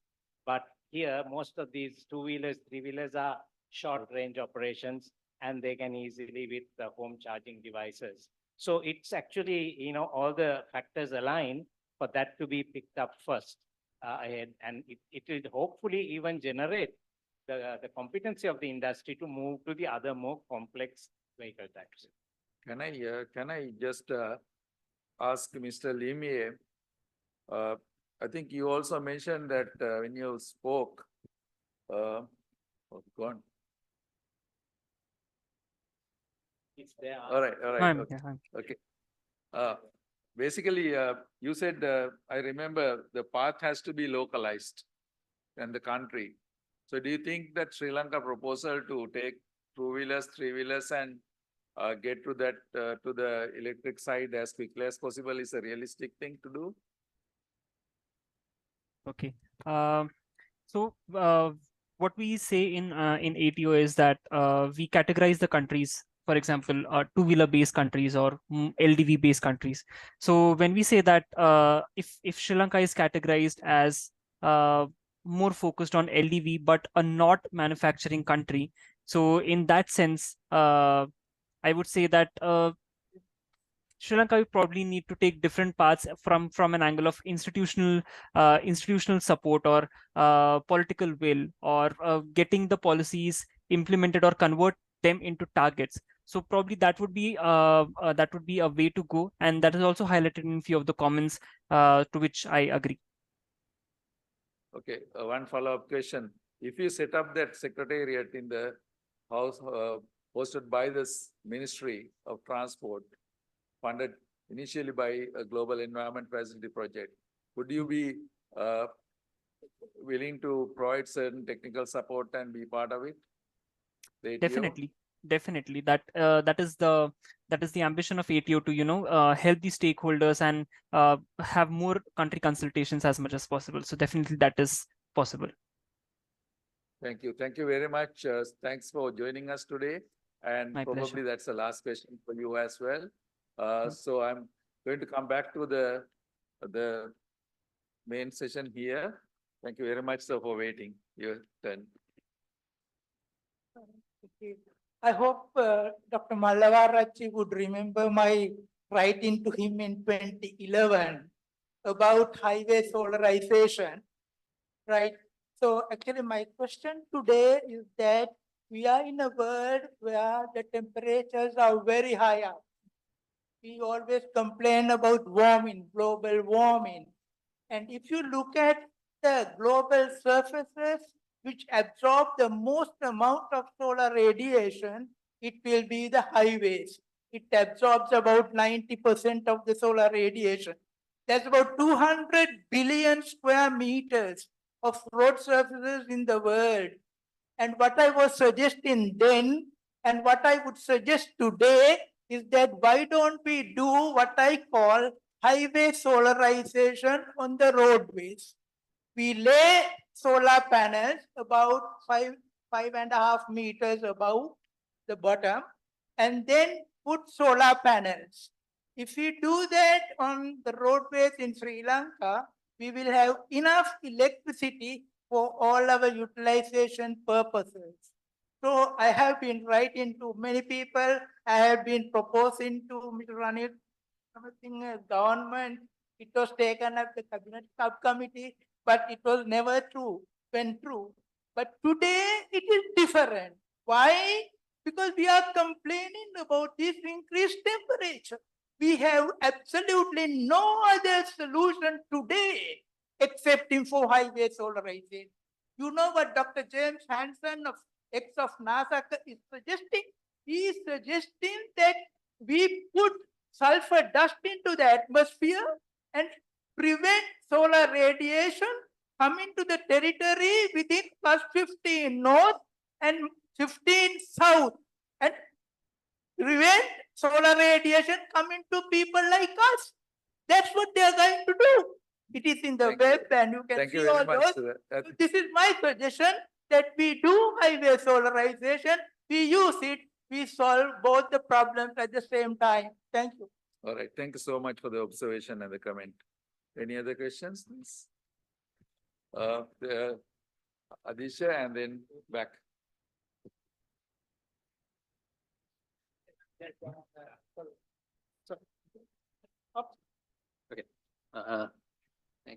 Thank you very much for the presentation. And first of all, actually, I represent the Ceylon Motor Traders Association.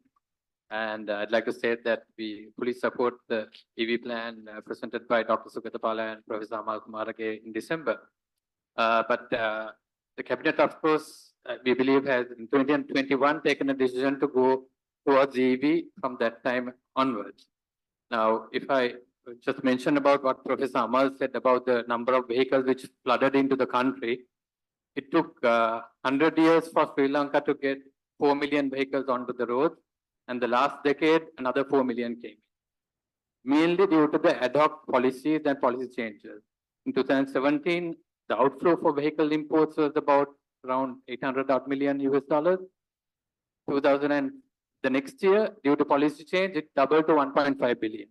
So in short, what we also say as an industry is we need a regulator, similar to what Professor Amal has proposed. But our fear is that without a proper regulator, EV implementation also would face the same situation. So how do we do that is what we'd like to discuss. I think, I can probably answer part of your question.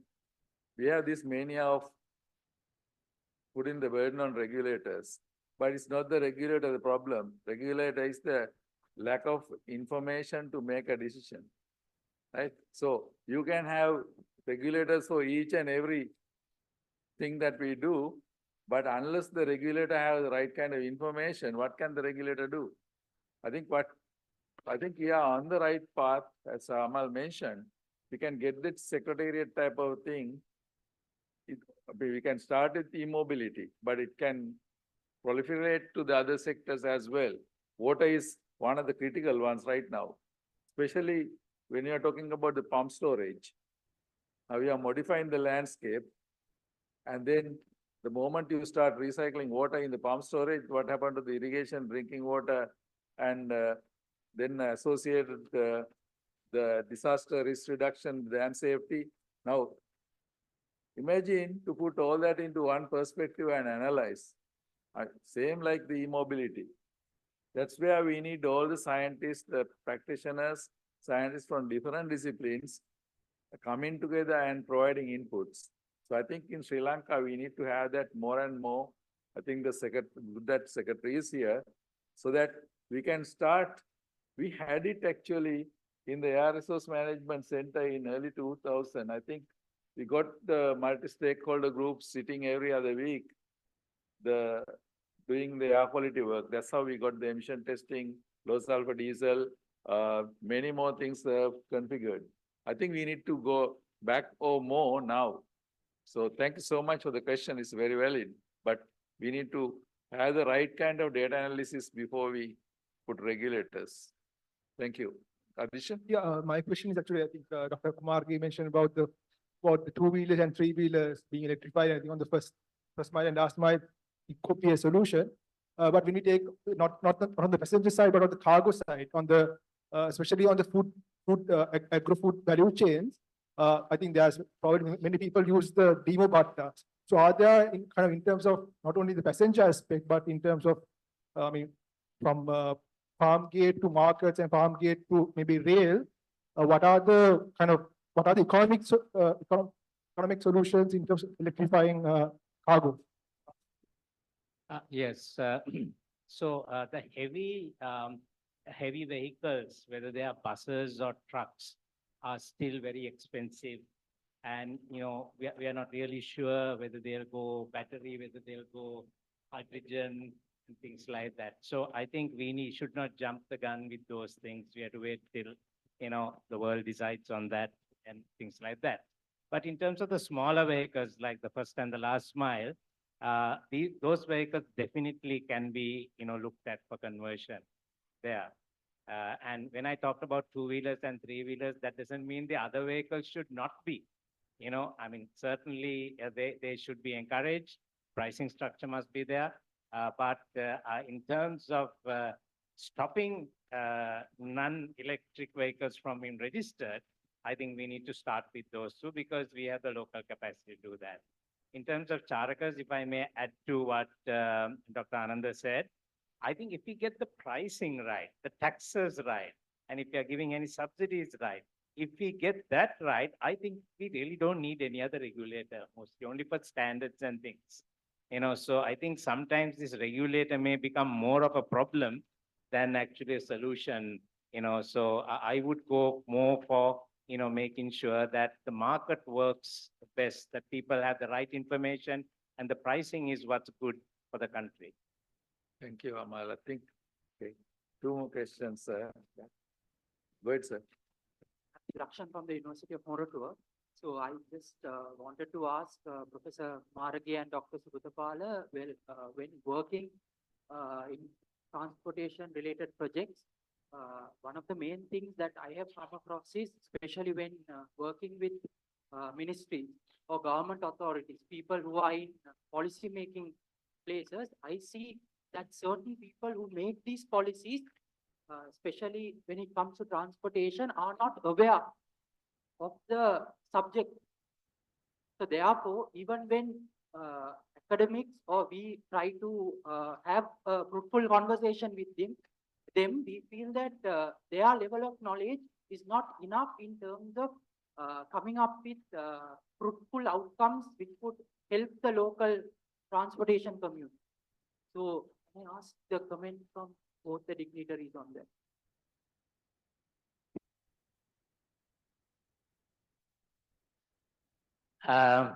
I think it's not only in transport, we have this across the government sector. As Dr. Malavatanti said, even in the treasury, the expertise, level of expertise has diminished. And as Dr. Sugatapala said, along with it, there is this whole requirement to actually build up that capacity. People who can make technical decisions, who can convert those to decisions, economics, social issues. And the world is now getting so integrated in this that, you cannot be an expert in one area and, claim that you've taken the best decision. So that kind of integration between institutions, even within institutions, between sectors, and that's a challenge. And I think we have got a little, estranged between institutions. Every institution fights for, this is mine, even within the one ministry. So I don't envy the Secretary Transport who is listening to all of this. And I mean, we will hear from him, I think, in a little while. So maybe he can respond to you at that time, I'm sure. I think that gap is also there with our side also, like it's not them alone. We also now working in isolation. We also have the same problem. There's no multidisciplinary research. So when we go with them and we try to inculcate our ideas, they can't buy it because we don't go with facts.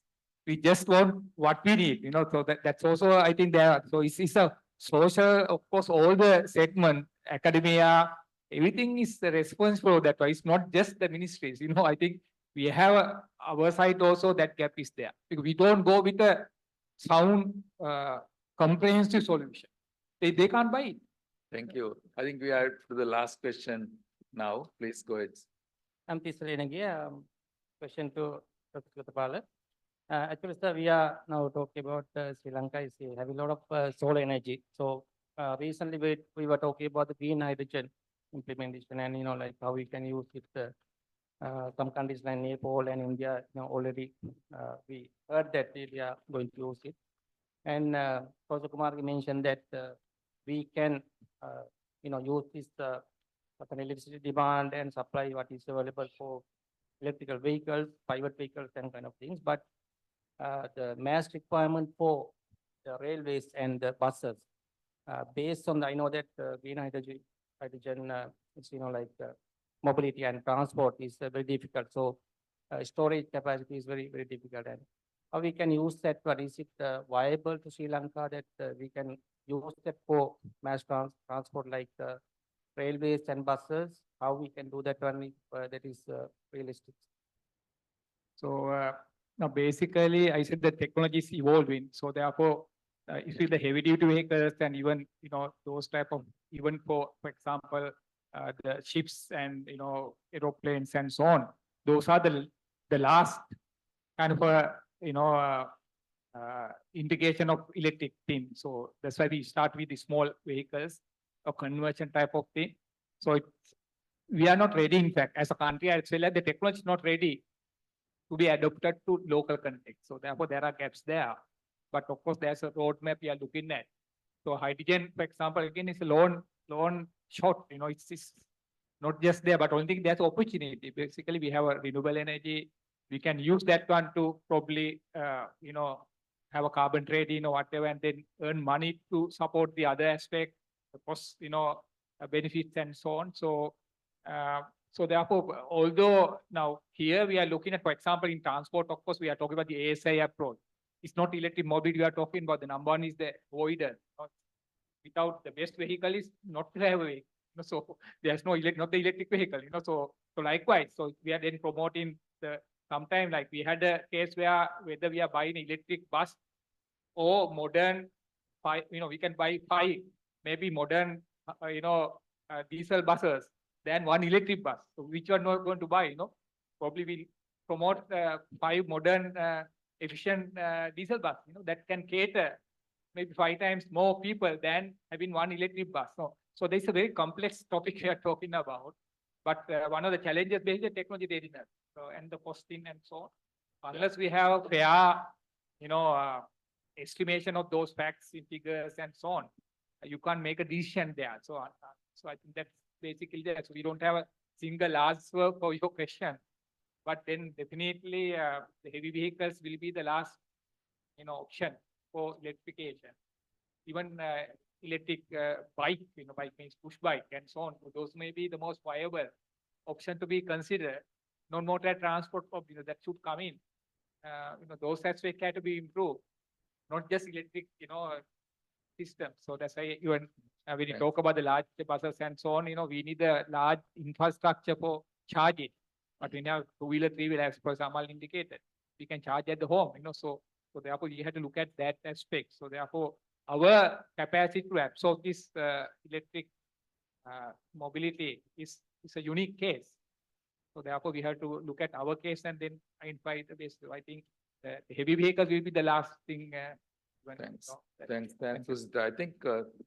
think this hydrogen business is on the card. So more and more knowledge comes and the technology evolves. It will come now if people are talking about storing energy in hydrogen and then getting into the ammonia pathway and making ammonia and fertilizer and all that. So Sri Lanka with high renewable energy potential, all these are options. So, but having said that, we need to put those theorems into analytics and see what works and the economics and but Sri Lanka importing all fuel will have you can get the cost subsidy and the climate financing working, there could be, but we need lot more people working in these areas in depth.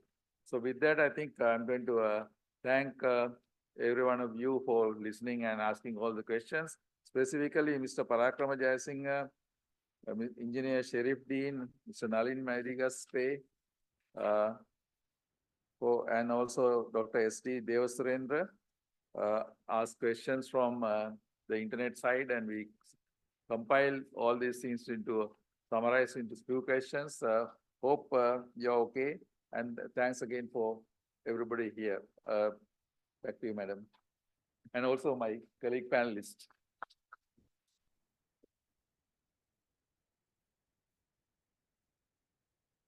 Now I respectfully invite the Secretary, Minister of Transport and Highways, Engineer Ranjit Rubisinghe, to the stage and shall thank you for summarizing and give a small speech, briefing what the future way forward about this whole seminar. Thank you so much.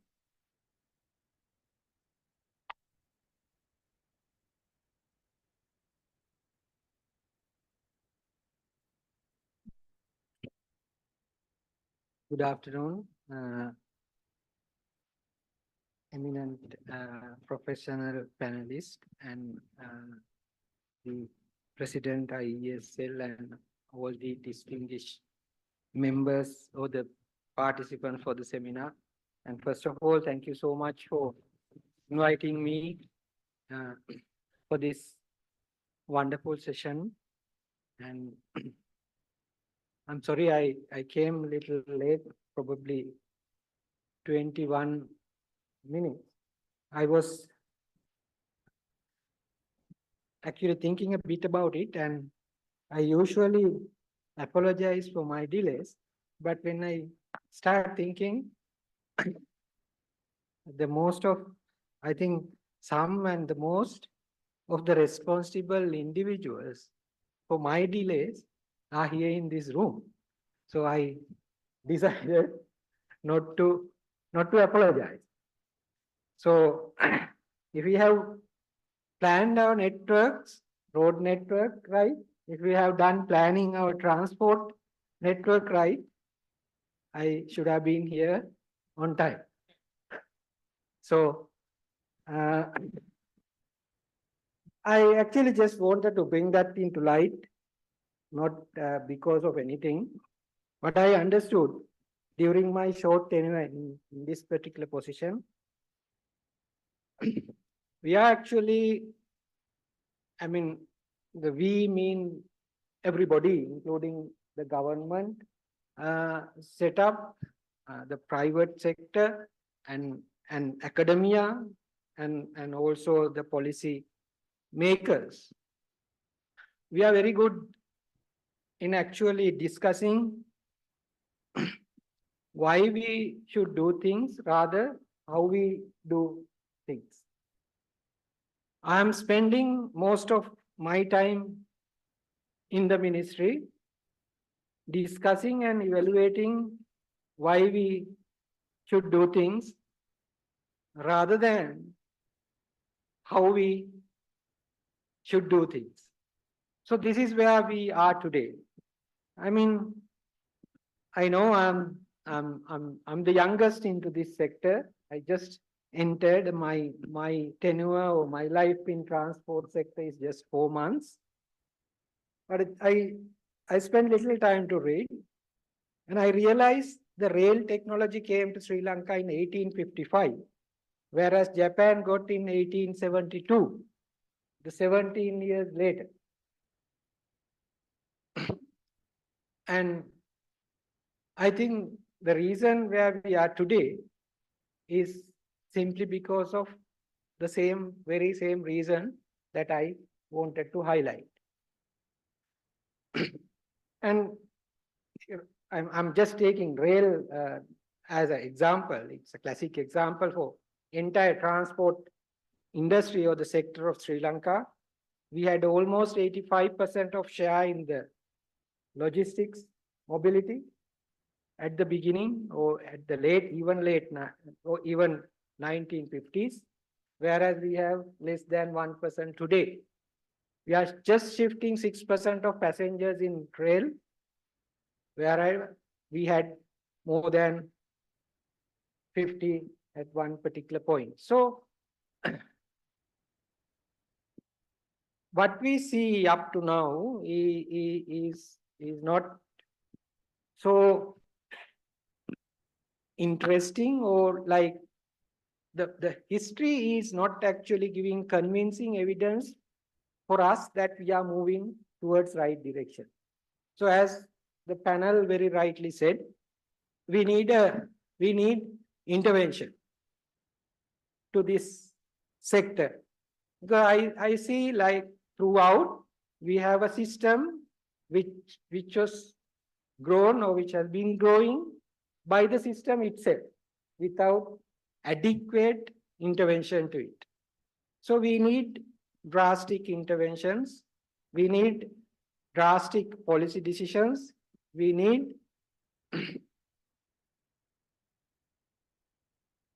attention as well.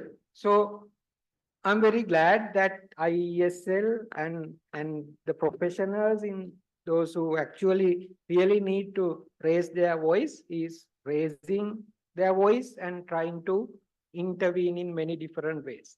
I know it's my responsibility as the Secretary Transport to take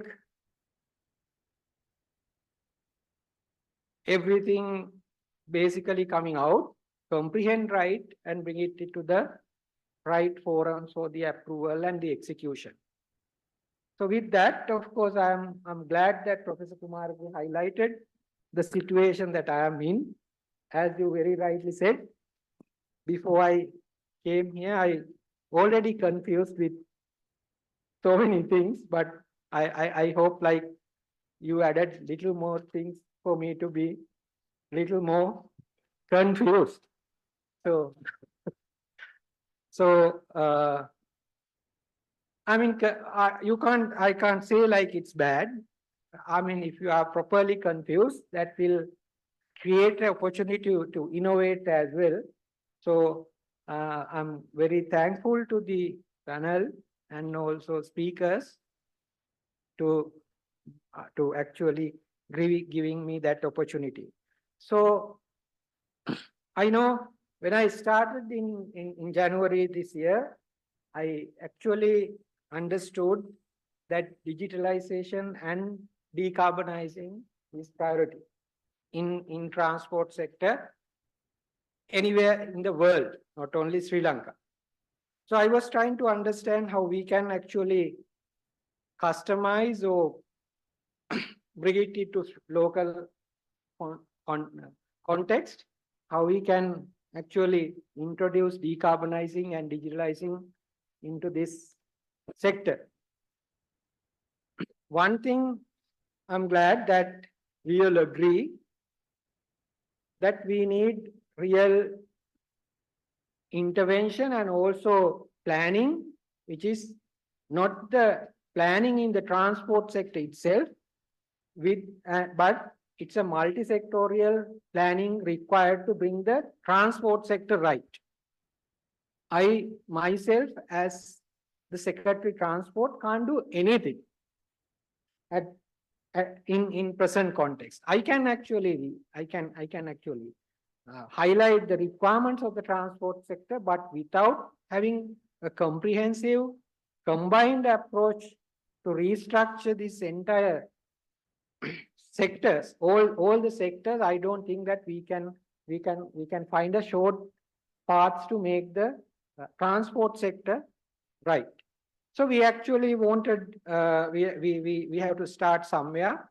As you rightly said, since my priority as well as my Honorable Minister's priority, we actually trying to introduce, we were thinking of how we can bring this digitalization and decarbonizing initiatives to transport sector. So when I realized that there is this e-mobility policy which was done, probably completed, or I think it's almost at the last point, we just took it and we just wanted to take it to the next level. And then we realized actually we don't have a national land transport policy approved by the by the relevant approval authorities. So then there were, as you advocate here today, there are so many others, including highways. So they are struggling to plan the highway network as long as we don't have a land transport policy. So we are actually then, I was actually had to make a decision whether we are prioritizing the e-mobility goes first or the land transport policy goes first. So yeah, I think everybody will understand e-mobility is a subset of mobility and the land transport should come first. So we actually in the process of processing both at the moment. Land transport policy, I know like there are several shortcomings because I hope you understand it's not, it also, the land transport policy also came from the set of professionals like the eminent panel and the professionals here. So, I mean, there can be several shortcomings, but we can't simply say that we don't need a national transport policy. So it's a must when it comes to highway designing as we discussed here. I don't think that infrastructure alone, expansion of infrastructure alone, especially road infrastructure, will solve the traffic problem anymore with the numbers that we have been discussing here. We are actually come to a level where expansion of road infrastructure giving us solutions anymore. So we have to think of a mode shifting. We have to think of alternative mechanism for public mobility as well as good mobility. So we are actually in a situation where we need a huge change of shift in entire sector, the way that we actually run the sector. So the land transport policy is something very crucial. I hope we will be able to take it up and get the concurrence. I'm just thinking whether we will be able to combine and get the concurrence for both together. That would be the best case if we can. But we need both. We can't actually say that we will go first with something and then come with the other. But I know like it's important that we bring both these policies together, and not only the policies, but actually the mechanism that we can, mechanism to bring the policies into action. I think that is something that is required. So ministry is actually understand very well the current situation. I'm very glad that almost all the leading professionals and also academia and the industry understands that we all should work together to come out from this dilemma. And I'm glad that all the funding agencies, including ADB, World Bank, UNDP, and everybody is supporting us in many different ways to bring this into light. So we have to, I can say, like, if we really focus, right, if we get together and approach in a common agreed agenda, we will definitely be able to implement most of the stuff that we discussed here. But we need a very well thought process of implementation. That is the most important thing for me, I believe. And I know with the, I'm very glad the question that this gentleman asked about the capacity of people. So when it comes to implementation, the people capacity is the most important, not anything else. Funding, there are many ways that we can get funding. The policies, there are so many policies that's developed and the capacity is there and already done.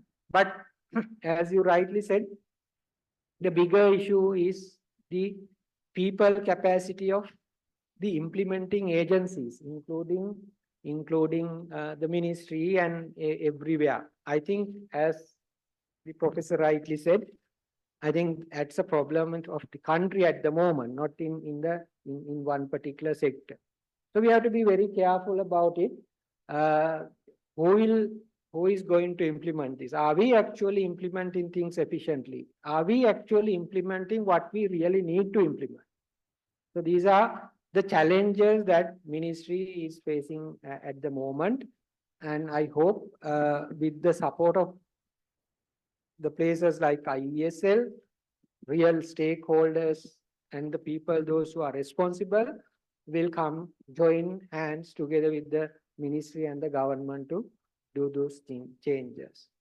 And finally, I really would like to thank for inviting me because I'm missing the opportunities of this kind. I'm actually stuck with operational matters, which I don't think should be the case. This, at least the secretary of the ministry should have a couple of hours in a day to focus on the strategy and to understand how we can change the way that we work, which I'm extremely sorry, it's not the case yet. And I'm actually struggling to change the setup that I work, because otherwise I know this system will never change. The person who should actually get involved for the change is not changing because he has to basically be part of the wheel.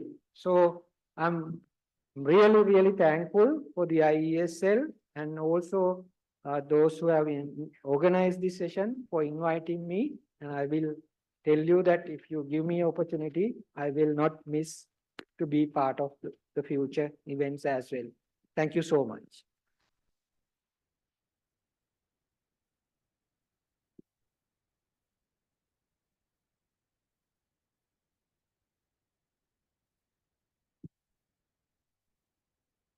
Yeah, we are now at the final step. So I think we need to appreciate what we have so far, listening, what we are so far hearing.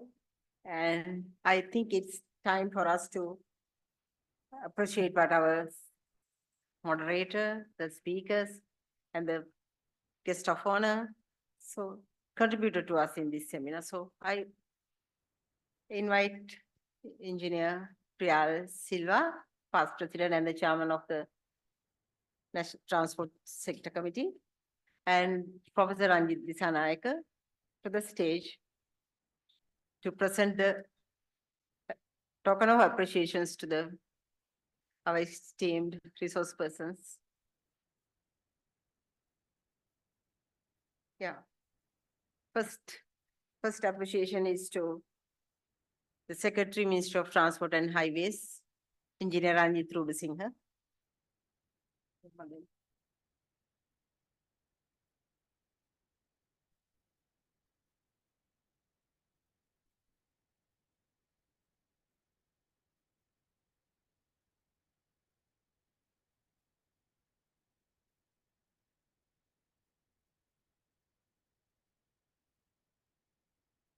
Dr. Ananda Malvatamshi. Dr. Ananda Malvatamshi.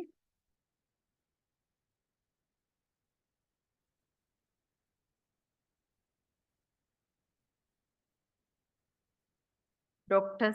Tusita Sugatapala.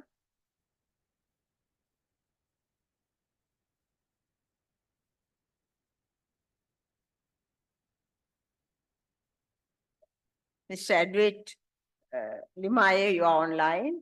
So your gift will be delivered soon. You will be getting it, don't worry. Thank you. Thank you. Professor Hamal Kumargi.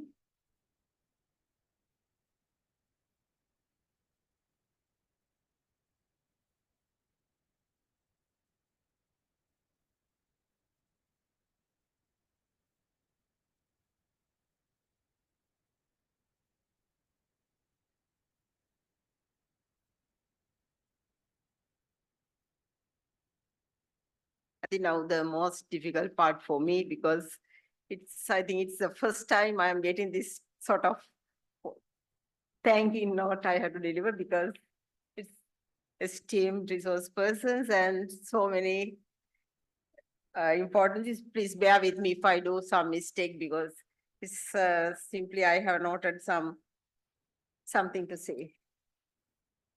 The Secretary, Ministry of Transport and Highways, Engineer Ranjit Rubasinghe, President IESL Engineer Professor Ranjit Disanayake, esteemed speakers, past President and the Chairman of the Transport Committee, Sector Committee, Engineer Priyal Silva, past President Engineer Chula, and Council members and participants physically and those who are online.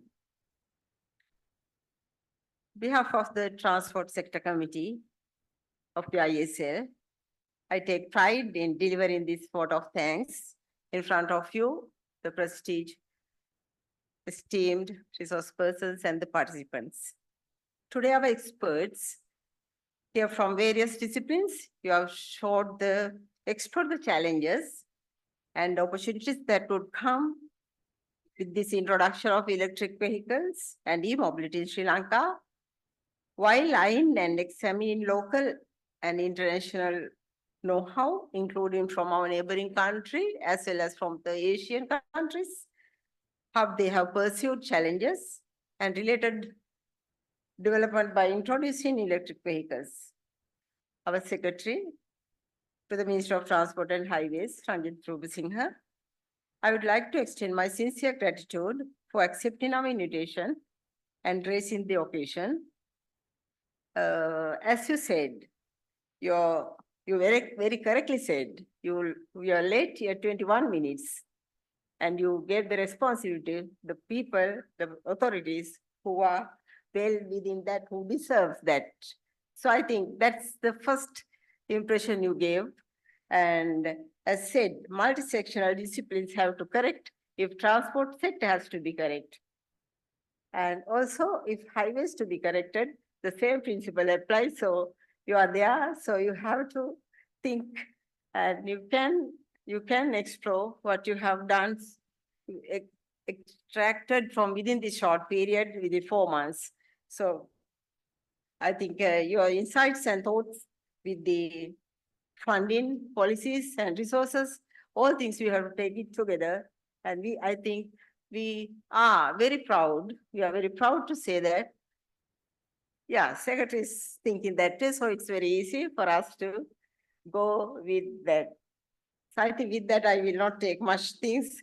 But I think one more thing, since Sri Lankan government has taken this policy to be implemented in a decision to introduce e-mobility as a mode of public transport. I hope that your decision to taking forward the policy parameters, strategic plans, and for the transition of EV. So potential implementation actions and the way forward with this, that would be a great outcome from this seminar. So we expect that will be happen right. I got one word from you. Thank you. Now my honor and appreciation to you, esteemed resource persons. I think I have to take this time because I would like to express my gratitude to you, Dr. Tusita Sugatapal, for your inspiring speech. Actually, you are mainly talking about electric mobility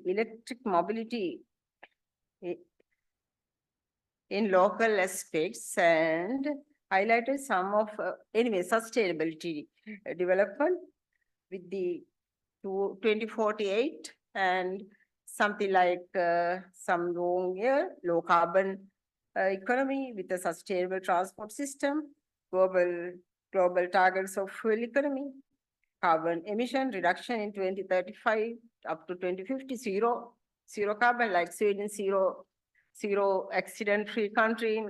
So yeah, we have some targets. So thank you so much. Thank you so much for your exemplary, outstanding presentation. So I think, yeah, if I tell what I have written now, it is take time. Secondly, I would like to thank Mr. Advait Limaya for your insightful presentation. Actually, you have done comparing with not only with India, all the Asian countries. So as I said during my introduction, you insisted on ATO, Asian Transport Outlook, correct? Yes. So, and the policy trackers with your comparisons and your estimations with India and other countries, okay? So I think you are trying to get 10% increase from bus transport. Is that you? No, Professor. That is from Professor Amal.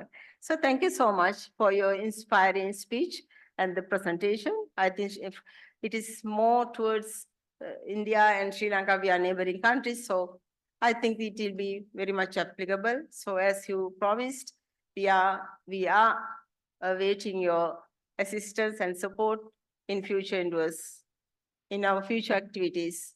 Thank you. Our final speaker, but very importantly, you raised your voice with a firm determination of how imperative this in transformation to Sri Lanka.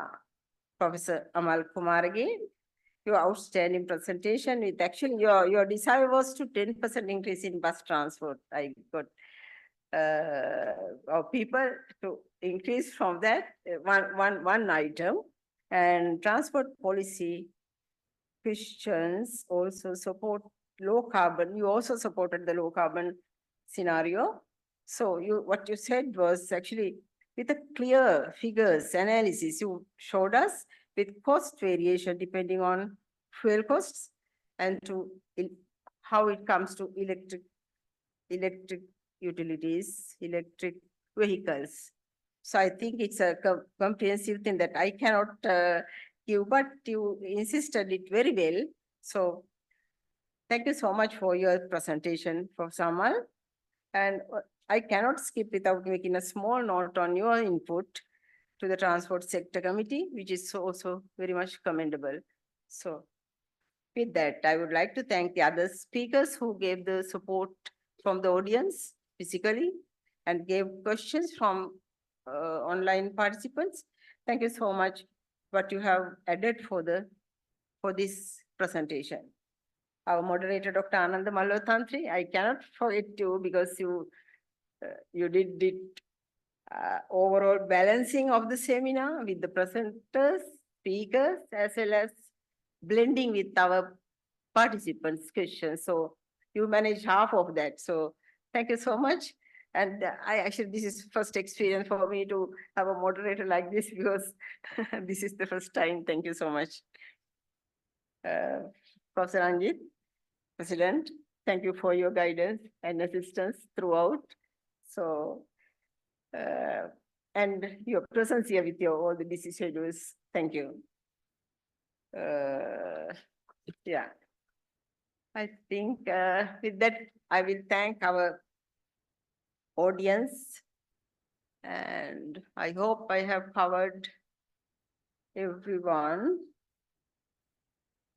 Yeah, sorry. I made few notes here. I'm searching those. Anyway, thank you so much.